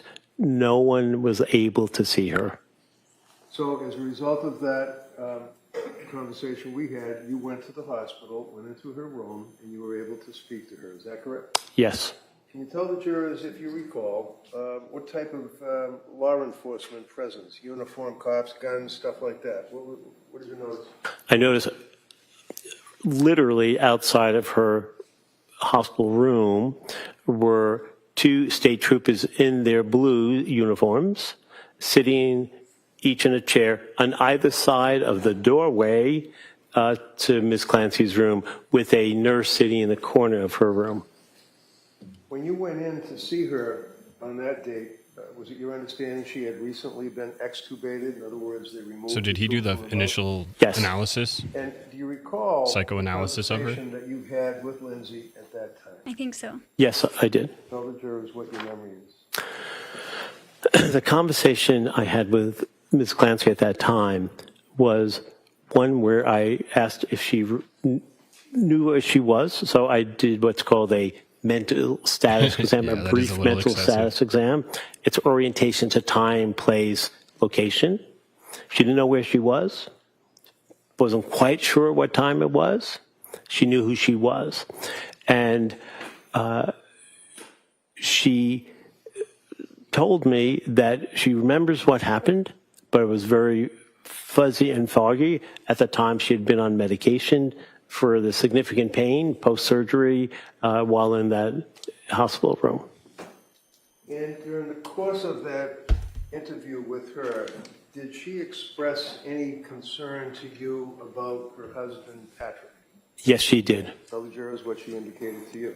She said, since 11 days prior to my meeting with her, which would have been January 24th, 2023, she had no contact with Patrick. She wanted to know how he was doing. She wanted to know if she could call him and find out where things are with her and with him and how he was faring, and to just speak with him. She expressed concern about... Yo, thanks for the makeup Yes, she brush. did. Did she express concern about what had happened? Yes. Did she express concern about her family? Yes, she did. Did she express concern about what had happened? Yes. Did she ask you, or did you offer to her the ability to speak to her husband, Patrick? She asked me if she could use my cell phone to call her husband. Did she do that? Yes, she did. Did you hear the conversation? Yes, I told her we'd call. It would have to be on speakerphone. And tell us about that conversation. So that first phone call, I believe on the 24th, he did not pick up. She left a message. I did not leave a message. We then called back 2 days later on the 6th. And after the 2 days had transpired and the call was made on the 6th, did she have a chance to talk to Patrick? Yes. Were you there? Yes. Was she still chained to the bed? Yes. Was the cop still outside the room? Yes, not in blues. They were in civilian clothing, jeans, flannel shirts. And tell us what she said to Patrick in your presence on the speakerphone at that point.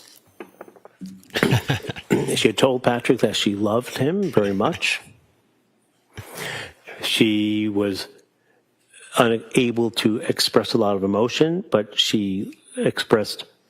They said the bags under his eyes have bags. Yeah, they do. Love for him. And she had said that she heard a male voice ordering her, telling her that she didn't have any choice, but she had to kill her children and then kill herself. Now, Chilling. doctor, have in mind your background, your career, Did you tell Lindsay Clancy to lie or make that up and pretend that she was hearing voices? No. Do you have any conversation or any suggestions to her at all that she should say she heard voices or anything like that? Absolutely not. Why did you let her call her husband on your cell phone? I let her call her husband out of human compassion.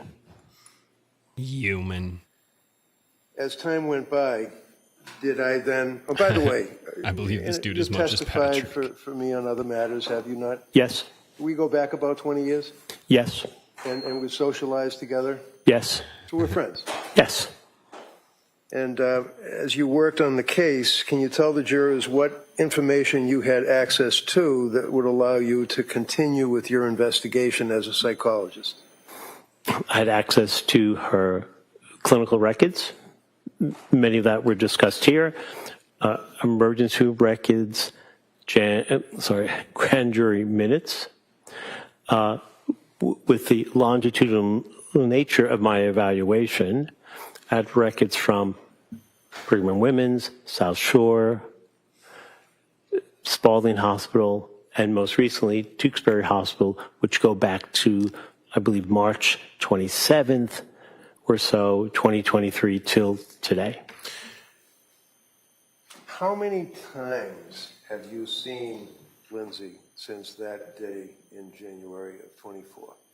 So I've met with 2023. I've met with Ms. Clancy over 45 times since then, and that was at the writing and the issuance of my report to Attorney Reddington. That was in the middle of June, and I've seen Ms. Clancy since then 20 times probably, or 15, inclusive of being in this courtroom and sometimes meeting with her in the holding unit. And Master you had Mason. occasion to visit with her in Tewksbury Hospital many of those times, right? Yes.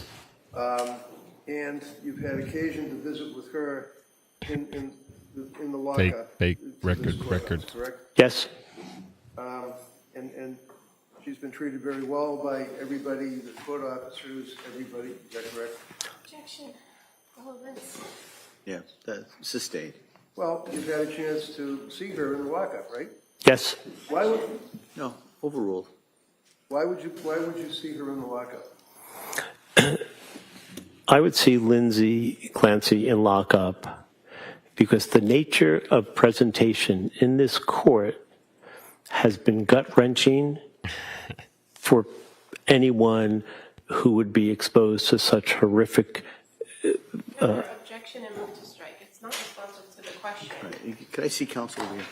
I'll withdraw it. All right, so that answer, ladies and gentlemen, that answer is stricken. Okay? In Tewksbury Hospital, have you had to see her to evaluate her in addition to your testimony for a jury? Yes. Why? Because the nature of mental health is something that's not a static or what we consider historical piece of information. Static information means a date of birth. That's never going to change. Dynamic issues are things that are subject to change, like the weather, like your health, like your mood. So to do an evaluation for a case that Ms. Clancy's involved in, which is a triple homicide case, requires an examiner to ensure that she's competent to stand trial and that her mental health is stable enough to be able to go forward with court proceedings.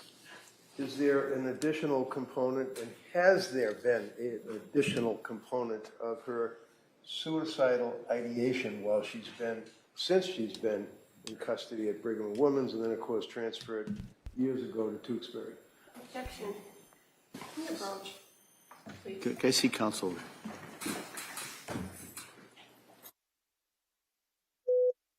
I'm going to write that down. That super soldier thing sounds super interesting. Whoa. This is crazy. Why would he bring up... Why? I mean, that was a pretty obvious, like, the first thing that she said to him was that she did it, right? In the hospital. That's what he testified to. Mm-hmm. Why would he have him bring that up? What is he bringing this guy in for, I wonder? Well, the whole thing is he's trying to show that she was crazy. Mm-hmm. Yeah. That she was in the midst of a psychotic episode. Yeah, but I still feel like there's more than meets the eye with this. I still do. I feel like, why? I need to know why Patrick's got so many inconsistencies. Yeah, the inconsistencies are pretty wild, actually. And they just keep growing and mounting. Mm-hmm. Can I use your pen? Oh, wait, I'm going to use this one down here. The one you throw on the floor. Whoopsie. Yeah, I'm definitely going to look into that. Wait, we could probably fast forward, right? Because we paused it a bunch of times. Yeah, we definitely can.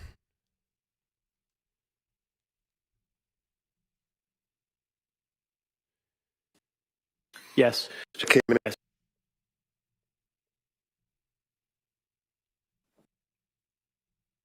Evaluating her, whether it be. Okay, cool. So, Doctor, while you're evaluating her, whether it be in Tewksbury or you're visiting with her here, her present state of mind is always an interest to you. Is that correct? Yes. And in addition to all of the police reports, grand jury minutes, photographs, and things that you've described for us, sir, have you also had occasion to review all of the medical records without going through every one of them, dealing with Jennifer Tufts, Gelada, drugs that were prescribed to her, etc.? Yes. Were you able to take a family history and a school history from Lindsay? Yes. Were you able to take a medical history from Lindsay? Yes. Were you concerned about her status Yeah, as that a case sounds woman crazy, Cat's ear. who had recently had a child, Callan, in the spring of 2022? What? Yes. That's super And weird about what the 21 time frame Pilots thing. was it that you were focusing on for purposes of your evaluation? as to her mental state after having Kellen, when she was postpartum?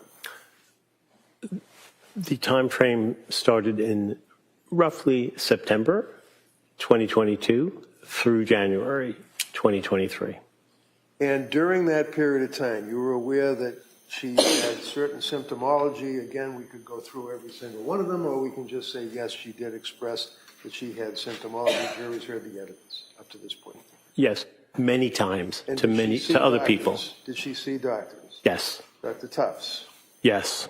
Was that the first time Lulu. that she was expressing anxiety and her concerns about insomnia, and that she went to see Dr. Tufts and she was prescribed the SSRI? Yes. Okay. July, June, August of 2022. What was her mood at that point? Her mood was waxing and waning at times, but struggling as well in common sense ways. Having 3 children, ages 5 and under, not an easy task. So in the fall of 2022, when she went to see Dr. Tufts, that's when she was prescribed the first SSRI. Zoloft, yes. And that would, and again, when she had the second baby, that would be Dawson. Yes. Did she have also indicia, symptomology of anxiety and the symptoms that she had described that she required that she had to be placed on some medication? Yes, she did. Oh, Lulu treat. You're so sweet. I believe that was trazodone, if I'm not mistaken. When she was in nursing school prior to that, was she placed on medication?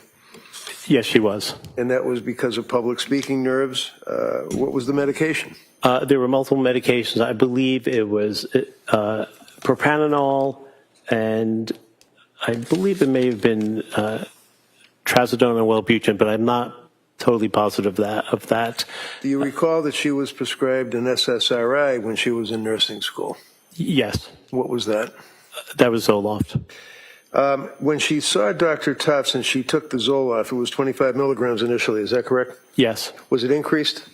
It was increased to 50 milligrams sometime later. And Yes. how did she react to that? She didn't take the medication initially. She waited a few weeks until she started on the lower dose. So my question was, how did she react to the increase in the Zoloft? Poorly. What does that mean? It was not a therapeutic uplift for her. She didn't do well. She didn't feel better. By all reports from Ms. Clancy, she did not get better. How about sleeping? Did she have any complaints about sleeping? Yes. What was that? Her insomnia got worse with the passage of time. As September turned into October, it turns into November, around the time of Thanksgiving. Had she continued to seek help from medical health care providers? Yes. The answer is yes. Yes. Who did she seek to get help from? Well, the initial person, I believe, was her mother-in-law, Sue Clancy, and who was a labor and delivery nurse who knew people. Who did she see as a result of Sue Clancy? I believe it was Julie Paul initially. And what group was she affiliated with? South Shore Perinatal Health. Did Ms. Paul, nurse practitioner Paul, prescribe medication for her? Yes. And did she continue to deal with South Shore perinatal? Yes. When at some point did she stop dealing shortly, a short period of time, with nurse practitioner Paul? Yes, Nurse Paul left. And why was that? She got a transferred position. It had nothing to do with her patient load or. So she was transferred. She was transferred. Okay. Yes. So as a short period of time, she was transferred. Who was the next person that she dealt with? Rebecca Gelada. Did Rebecca Gelada have a particular position? Was she a nurse practitioner? Yes. And how long did she deal with Rebecca Gelada? 3 appointments. And during that period of time with Rebecca Gelada, was she prescribed medication? Yes. What was the medication? I believe it was Seroquel. How did she react to that? Poorly. And as time went by, going into the holiday season, Thanksgiving, do you recall what her symptomology and complaints were to the healthcare providers at that point, whether it be Tufts or Gelada, anybody? Yes. What were they? She had many concerns about her health. She wasn't feeling well. She felt out of touch with herself. She felt numb. She experienced Disassociation. All right, stop right there. What is disassociation? Disassociation is a psychological construct that means you feel removed from your body. You don't feel in touch with your body. You feel different than the way you normally do. You look back at your life and you say, something is wrong with me. I'm not feeling the way I normally do. Did she express, for example... We got a bunch of bipolars in the chat.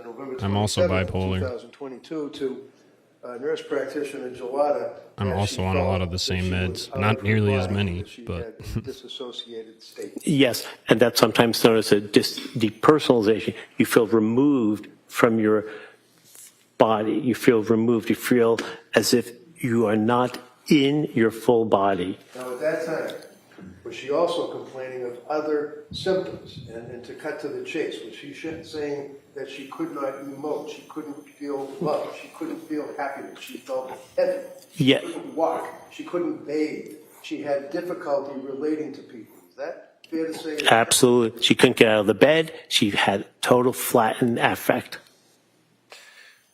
Did she then seek additional help? Yes. Where?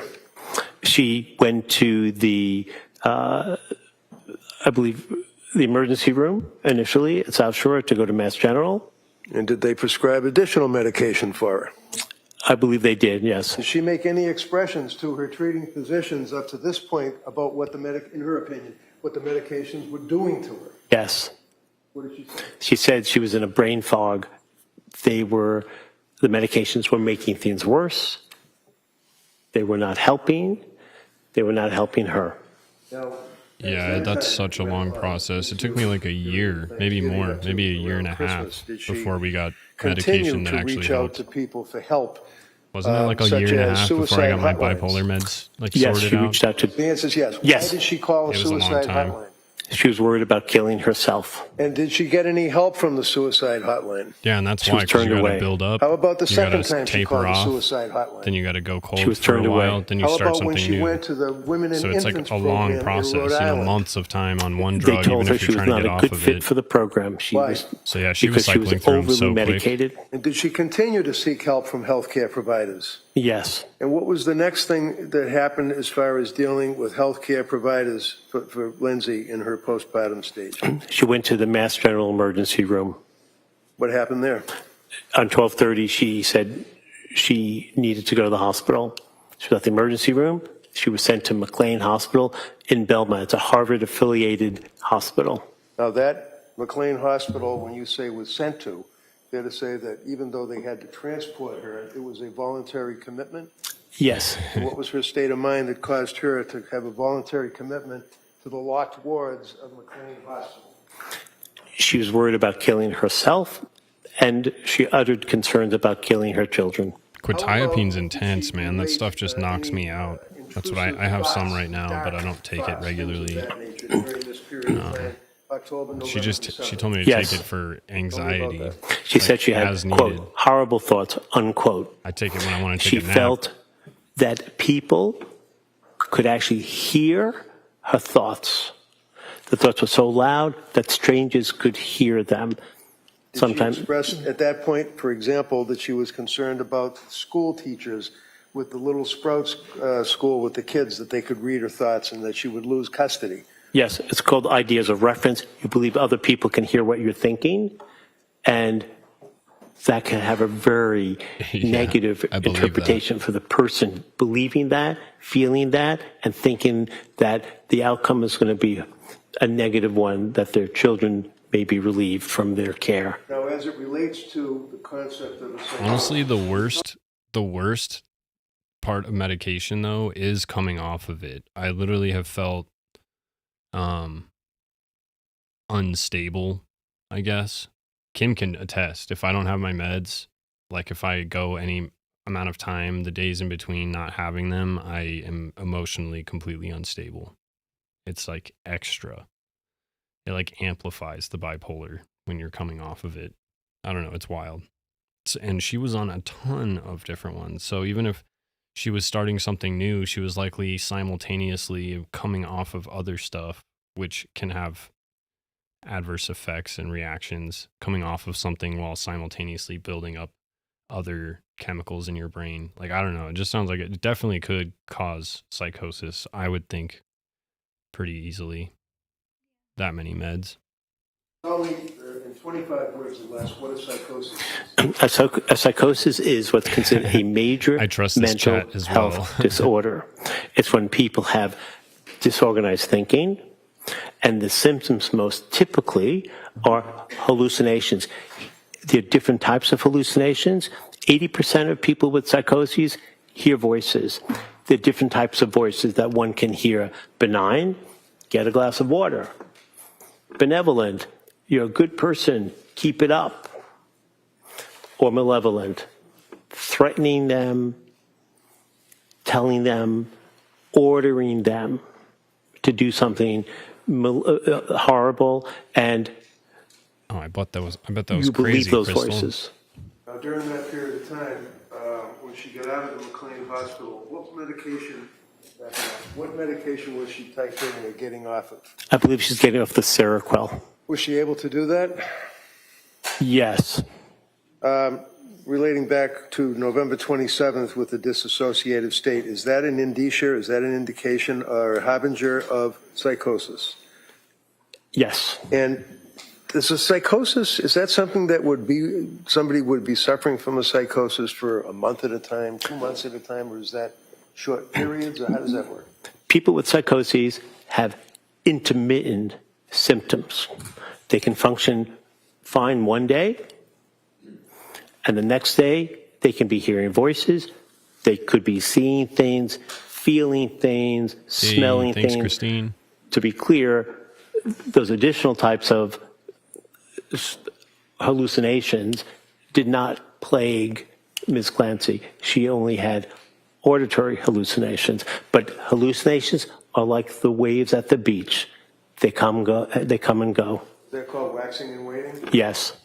And would you tell me, doctor, in your opinion, is an individual, and we refer to postpartum psychosis, is that a particular affliction that afflicts women that have had babies and they go through a period of postpartum depression and then ultimately postpartum psychosis? Yes. Can you tell us, is a person, even if they are in the throes of psychosis, are they able to make a phone call? Yes, they can. Are they able to drive a car? Yes. Are they able to say, "Hi, Hawaii, I'd like to have a hot dog"? Yes. They don't have to look at the unicorn in the corner, right? That's correct. They don't have to look at the unicorn in the corner. It's 4 o'clock. Is this a good time to? Sure. All right. So, members of the jury, we're going to recess until tomorrow morning. I would expect our schedule tomorrow will be similar to the schedule we had today. That didn't really seem like a great hopefully stopping without the point. technology issues. And I'm just going to remind everybody the same instruction. He keeps referring, pardon me, to the unicorn in the corner, I believe, because the district attorney at some point said something sarcastic in regard to, like, oh yeah, she was seeing unicorns in the corner or something like that. Really? Yeah. That's funny. I'm pretty sure. Yeah. I believe you. All right, well, let's see what they wrap up with, and then I want to get your thoughts on what we just witnessed. Don't read anything about this case or similar cases. Don't talk about it. Don't listen to anything. Do you guys think that the jury actually doesn't look into the cases in between? Because I don't think that they do. I don't know if I'd be able to not look into it.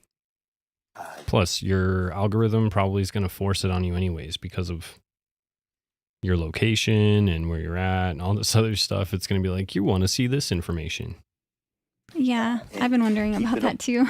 I'm I don't know. There's no way people aren't looking online in between this. They weren't sequestered, so it's definitely possible they're seeing everything that everyone's talking about. Yeah, because that could be.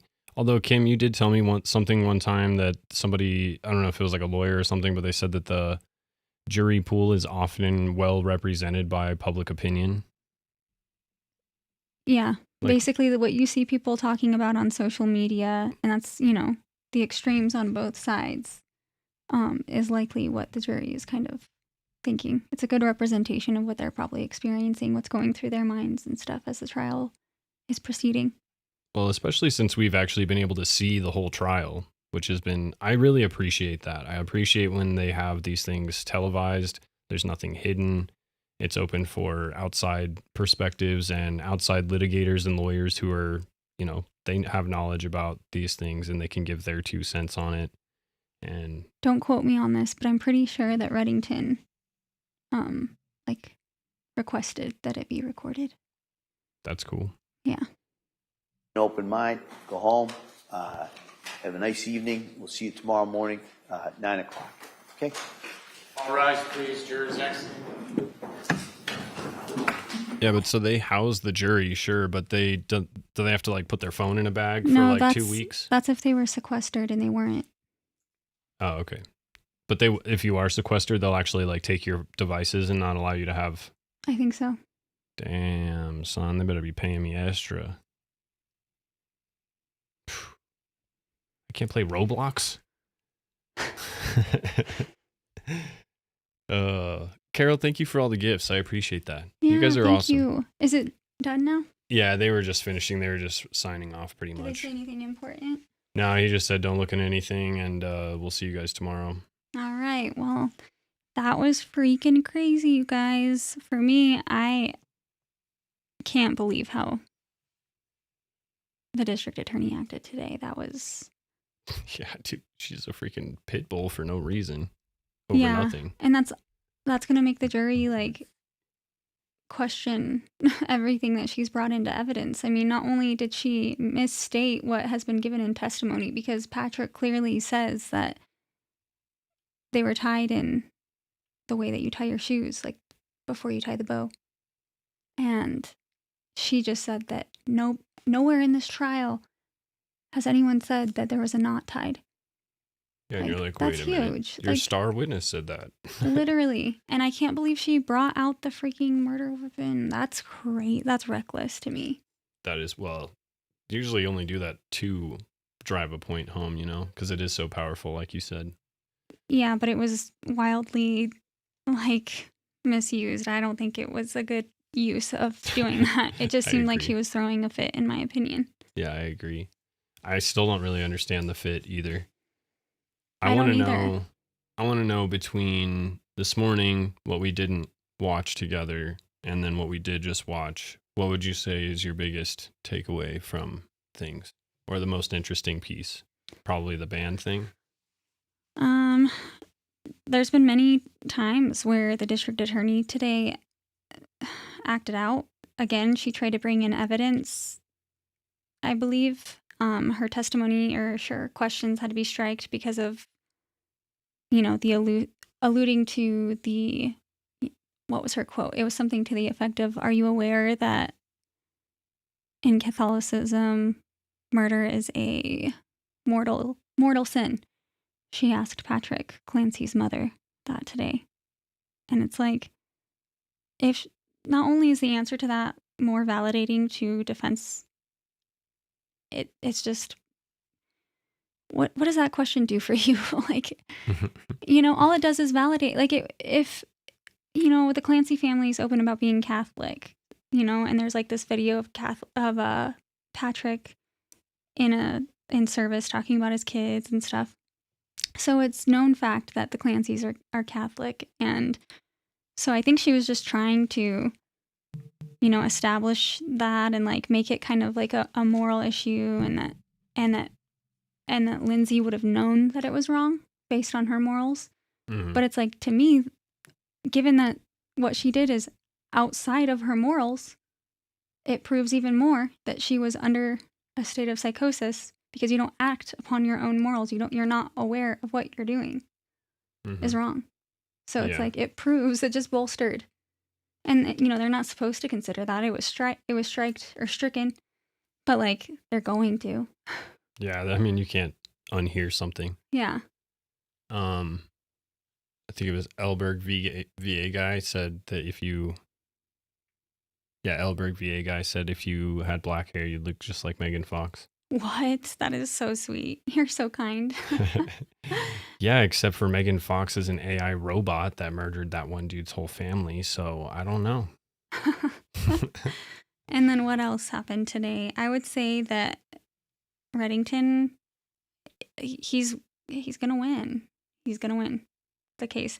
And I just am very curious to see if she gets acquitted or like a mistrial, because there are too many inconsistencies in prosecutions. I don't think they'll have a mistrial. I think what you're probably saying is more like hung jury, where they won't be able to decide, and then it'll have to.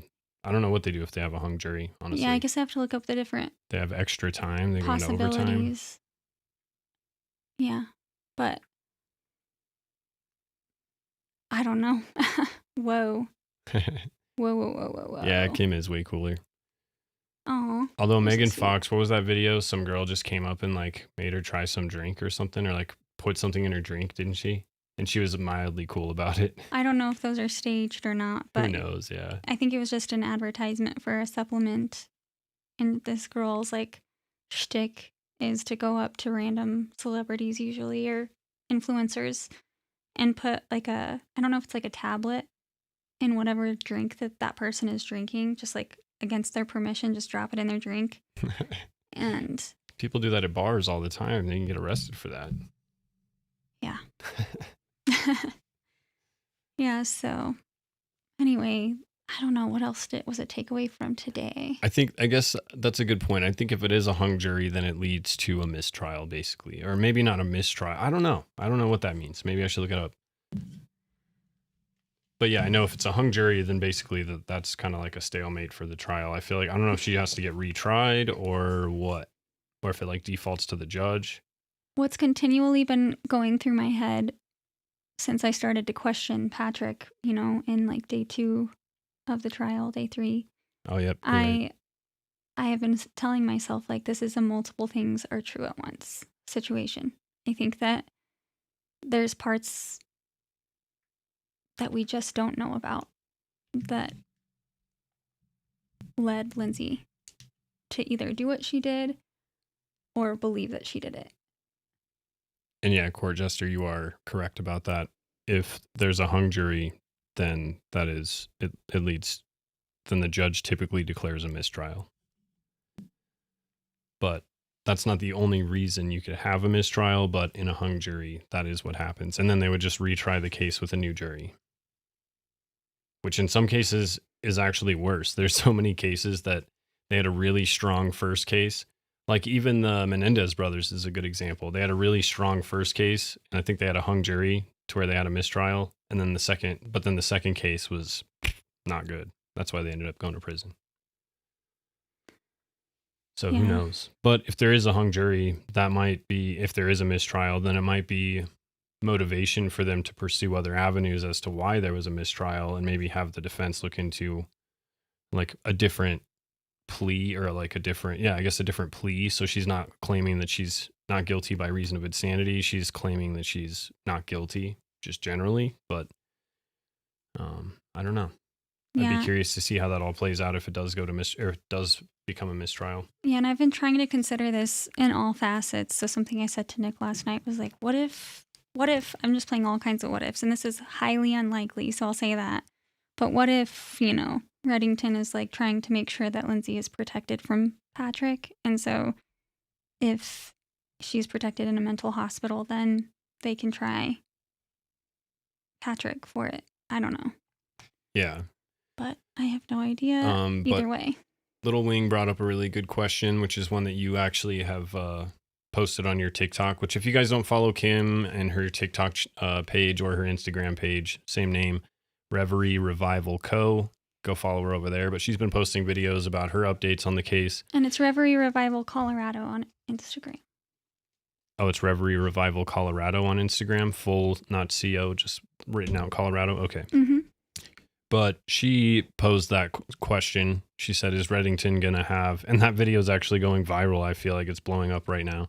But she asked if they're going to put Lindsay on the stand to testify. What do you guys think? I don't actually think that he will. But I don't know. That would be huge. A lot of things about this case have been wild, so at this point anything could happen. but I don't really think he will. Minute and 38 seconds, anything could happen. He seems to be a really great advocate for women. He, I guess, is known for a renowned attorney for defending women in these situations of like mental health crises or like malpractice or whatever. And I just am like grateful that I think it's gonna bring about a lot of change to things. So that's good. Yeah. Especially in how people deal with medicine or like medication for mental illness. Yeah. I mean, it is definitely dangerous. And this is obvious. This has made it very abundantly clear. Yeah. Yeah. Yeah, highlights that for sure. Yeah. There's been all kinds of like psychics and mediums that have been doing readings for the babies and for like Lindsay and stuff. And this was like early on in the trial too. So before all the information that we have now was out, and they've been saying some interesting things. So yeah. Yeah, that's a good point. Regardless of the results of the trial, I think that more stuff is still going to happen. I just have that feeling. I think that there's just too much that has happened, and we still have the 2 civil cases to go through. Mm-hmm. So. Yeah, Modema Rose says that it opens her up to a prosecution having to go at her, so it is honestly not a great idea. Yeah, I don't think that Reddington will put her through that. She's, clearly already been through enough, and I think we have all the proof that we need. Yeah, and I mean, even with this testimony with this the psychologist we were just listening to, he seems to be giving pretty, I don't know, he's making it very clear that she's been talking about this stuff. She was in very serious psychosis. He seems to be giving a pretty clear picture of her being actively out of her mind at this point. Like, I don't know. He sounds pretty convincing. Yeah. Yeah. And I mean, she is convinced, or was at least convinced that she did it. There could be multiple explanations. There could, there's, again, I still feel like there's so much that we don't know about given all of the inconsistencies and holes in Patrick's testimony. So, Lady Autumn Sky said that Reddington had the first successful defense of women battered syndrome in the state of Massachusetts in 1989. Heck yeah. He's pretty badass. I think that's cool. All right, well, is there anything else you got? Let me look through the notes that I took earlier from watching the trial and see. Oh, okay, so when Patrick's mom was on the stand, I was curious why prosecution was asking her why, or like if she was aware that Lindsay had expressed in therapy at one point that she didn't feel comfortable with her kids being alone with Patrick's parents, and that it was okay because they didn't press for it, and so it kind of just was like an is what it is situation. But I thought that was interesting because I was like, why didn't Lindsay want her kids to be alone with Patrick's parents? Yeah, that is super weird. And why was prosecution asking about that? Like, I guess it would be because it paints her narrative of Lindsay being controlling. Had a mustard. But I disagree because it's like she had her mom over and her mom testified to the fact that, or like that she didn't want people alone with her kids and only she could take care of them. But they had a nanny. They had her mom take care of them. And, so that doesn't add up to me. Again, it was one of those moments where I was like, is prosecution also alluding to something here? I just have had so many of those moments. Well, and maybe that's another piece of that with the prosecution being like, there was no knots in the bands. Like, because I still don't understand why she was pushing so hard for that. Exactly. Yeah. Especially if she knows that her star witness is saying the other way. Yep. It's another instance where the prosecution is disagreeing with their star witness. I don't know. It just feels like she's intentionally kind of like ruining her own strategy or argument. I don't know. Doesn't it feel that way? It kind of does. I don't know. And then let's see what else. Oh, wait, is Carol leaving? Good night, Carol. Get some sleep. Have a good evening. Thanks for joining us. Yeah, thanks for being here, Carol. It's always good to have you. It's good to have all you guys. I'm glad you guys are here. Lulu is also happy you guys are here. She's been out this whole time. Okay, we already talked about that. Being a dog would be awesome. Just sleep all day. Okay, yeah, and then Dr. Condi. We didn't really talk about him much, but Dr. Gandhi? Condi. Oh. He seemed like a really nice guy. He better be if his name's Dr. Gandhi. Was there anything notable about him?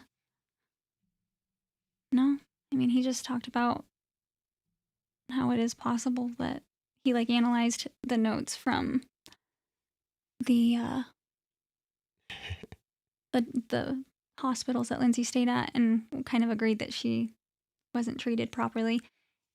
Also, I thought that...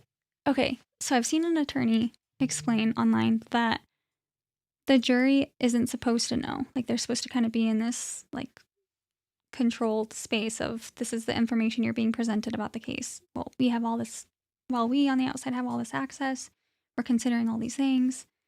And she said that a courtroom is supposed to be very controlled. So, like, they shouldn't know about... The jury doesn't know or shouldn't know about the civil suits. Yet, prosecution brought that up today, I think. She asked questions, like, and she said something in reference, is that because of the civil suit?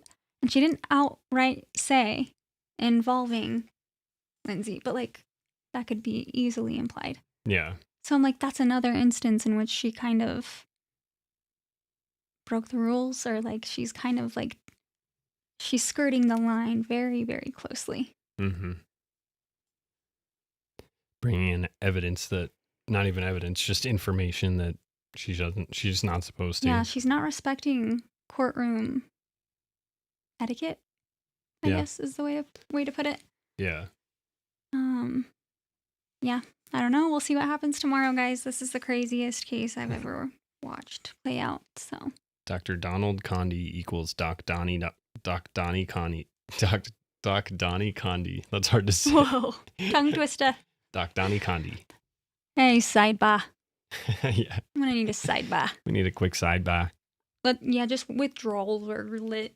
He says withdrawal. I can't even do it. Withdrawal. She There we might go. even throw the case, maybe. Withdrawal. Clearly misconduct. Yeah. This is crazy. I'm excited to see what happens tomorrow. Mm-hmm. It does feel like they're getting close to the end of their witnesses, though, already. Yeah, I wonder if it'll wrap up tomorrow and then deliberation begins. Crazy, man. Yeah. God, yeah, it's trials like this. You know, you hear these stories, but when you're sitting through the actual trial, you have so many moments where you're actually conceptualizing, like, what literally happened. And it just becomes so real, and you're just like, I can't even fathom that being real life. Her situation, Patrick's situation, no matter what the truth is here, I just couldn't imagine that being my life right now. Yeah, and I guess I have a question for, the guy that just testified, the expert witness, because he says that she expressed having auditory hallucinations at other points. Were those also male? Because what if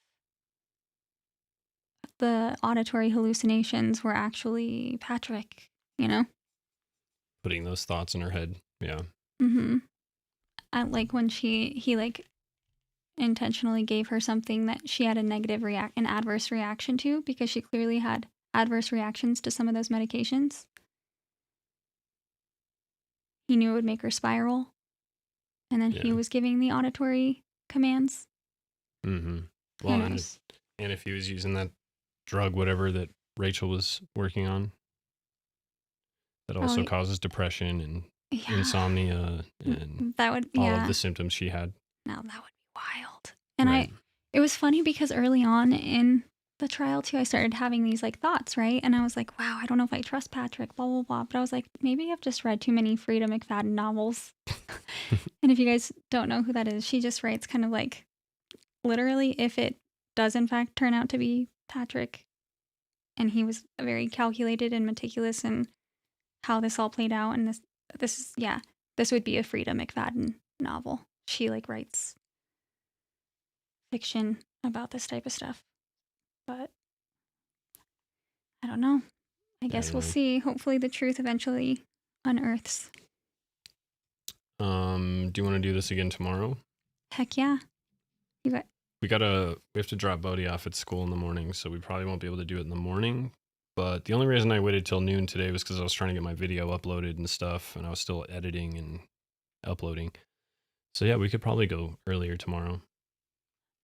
And I'll just try and film later in the day. I think we can do it. I'll get it scheduled so it's up. This trial is wild, Hoss. Yeah, Hayden on Friday. I'm excited about that one. Me too. I want to see what you've found out. Yeah, well, I'm going to start looking into it a little more right after we get off of here. Where do we both stand in this? I'm curious. So, truly, I have no idea. I'm trying to look at this trial just from the perspective of a juror. If I was on the jury, how would I feel?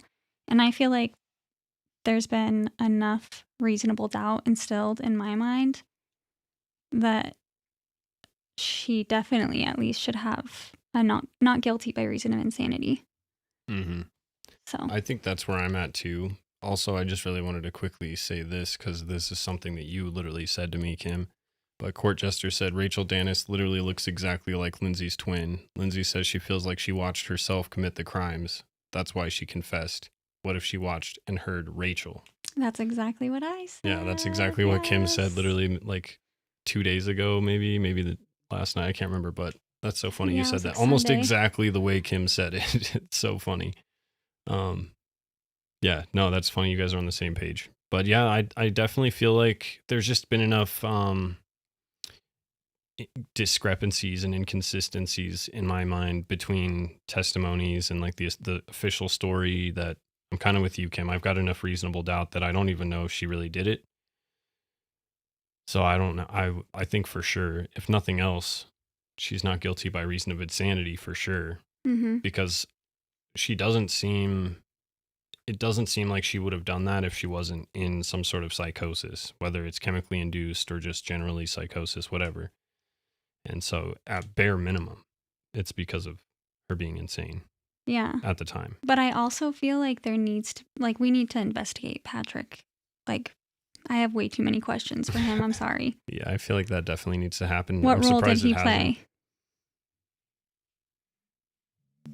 Oh, no, I don't think she did say it. This was something that Kim said to me, actually, like just when we were talking about the case once. I don't think she said it last night on the stream about I don't know. Rachel. No, I don't know if I did. No. Yeah, no, you didn't. You're not repeating. I don't think I said that at all. Yeah, I don't think she did either. This was when we were talking about it, like in the bathroom one day, a couple days ago. No, so that's why I was like, that's like crazy on Sunday. you said it. Yeah. Yeah. No, you definitely didn't plagiarize. We don't plagiarize either. We just use Spark Notes. We decided. Yeah, most of the time we're just regurgitating the narratives that are being pushed and different theories and ideas that we see. So, but I have had a lot of questions come up on my own because I didn't want to consider different opinions until I had a good grasp on what was playing out in trial. But anyway, yeah, we'll see you guys tomorrow. Yeah, we'll see you guys mañana. Fun hanging out with everybody. Mm-hmm. Hope you have a good evening and sleep safe. defense may call Patrick to the stand again. That's what I was saying to Kim. I hope they do. I've been hearing that as well. I'm curious. But I don't really see a need. What is he going to say? He's just going to, this is what he's going to say. A bunch of stuff that doesn't match what he said before because he can't keep his lies straight. Yeah. That's what he's going to say. On the advice of counsel. I respectfully decline. That will be my favorite. That'll be my favorite joke. I hope he does. So, yeah, I think Reddington was very strategic about questioning, and I also feel like, and maybe it's because Patrick's, like, this case is circumstantial based on what Patrick says happened too. But I'm like, why did he go first? I don't know how court proceedings work, though. So probably because he's they established a lot of the case with him. Mm-hmm. I don't know. Yeah. All right, guys. Have a good night. Plead the fifth. I really appreciate you guys chilling, hanging with me this long, me and Kim this long. Haas, thanks for being in here. Thanks to my mods. Yeah. Oh, if you haven't seen my video yet, which you probably haven't because I posted it and then got right on here, but I just posted a new video about an update from one of my very first videos, like my third sobering story ever. They did an update, so I did an update video, but good video. And if you watch the original, you can see how far the podcast has come. But go watch that. Always And crushing it, babe. dong the bell for notifications. All right. Well, much love, you guys. We'll catch you tomorrow. Good night to most of you. Good afternoon to some of us. And yeah, love you guys.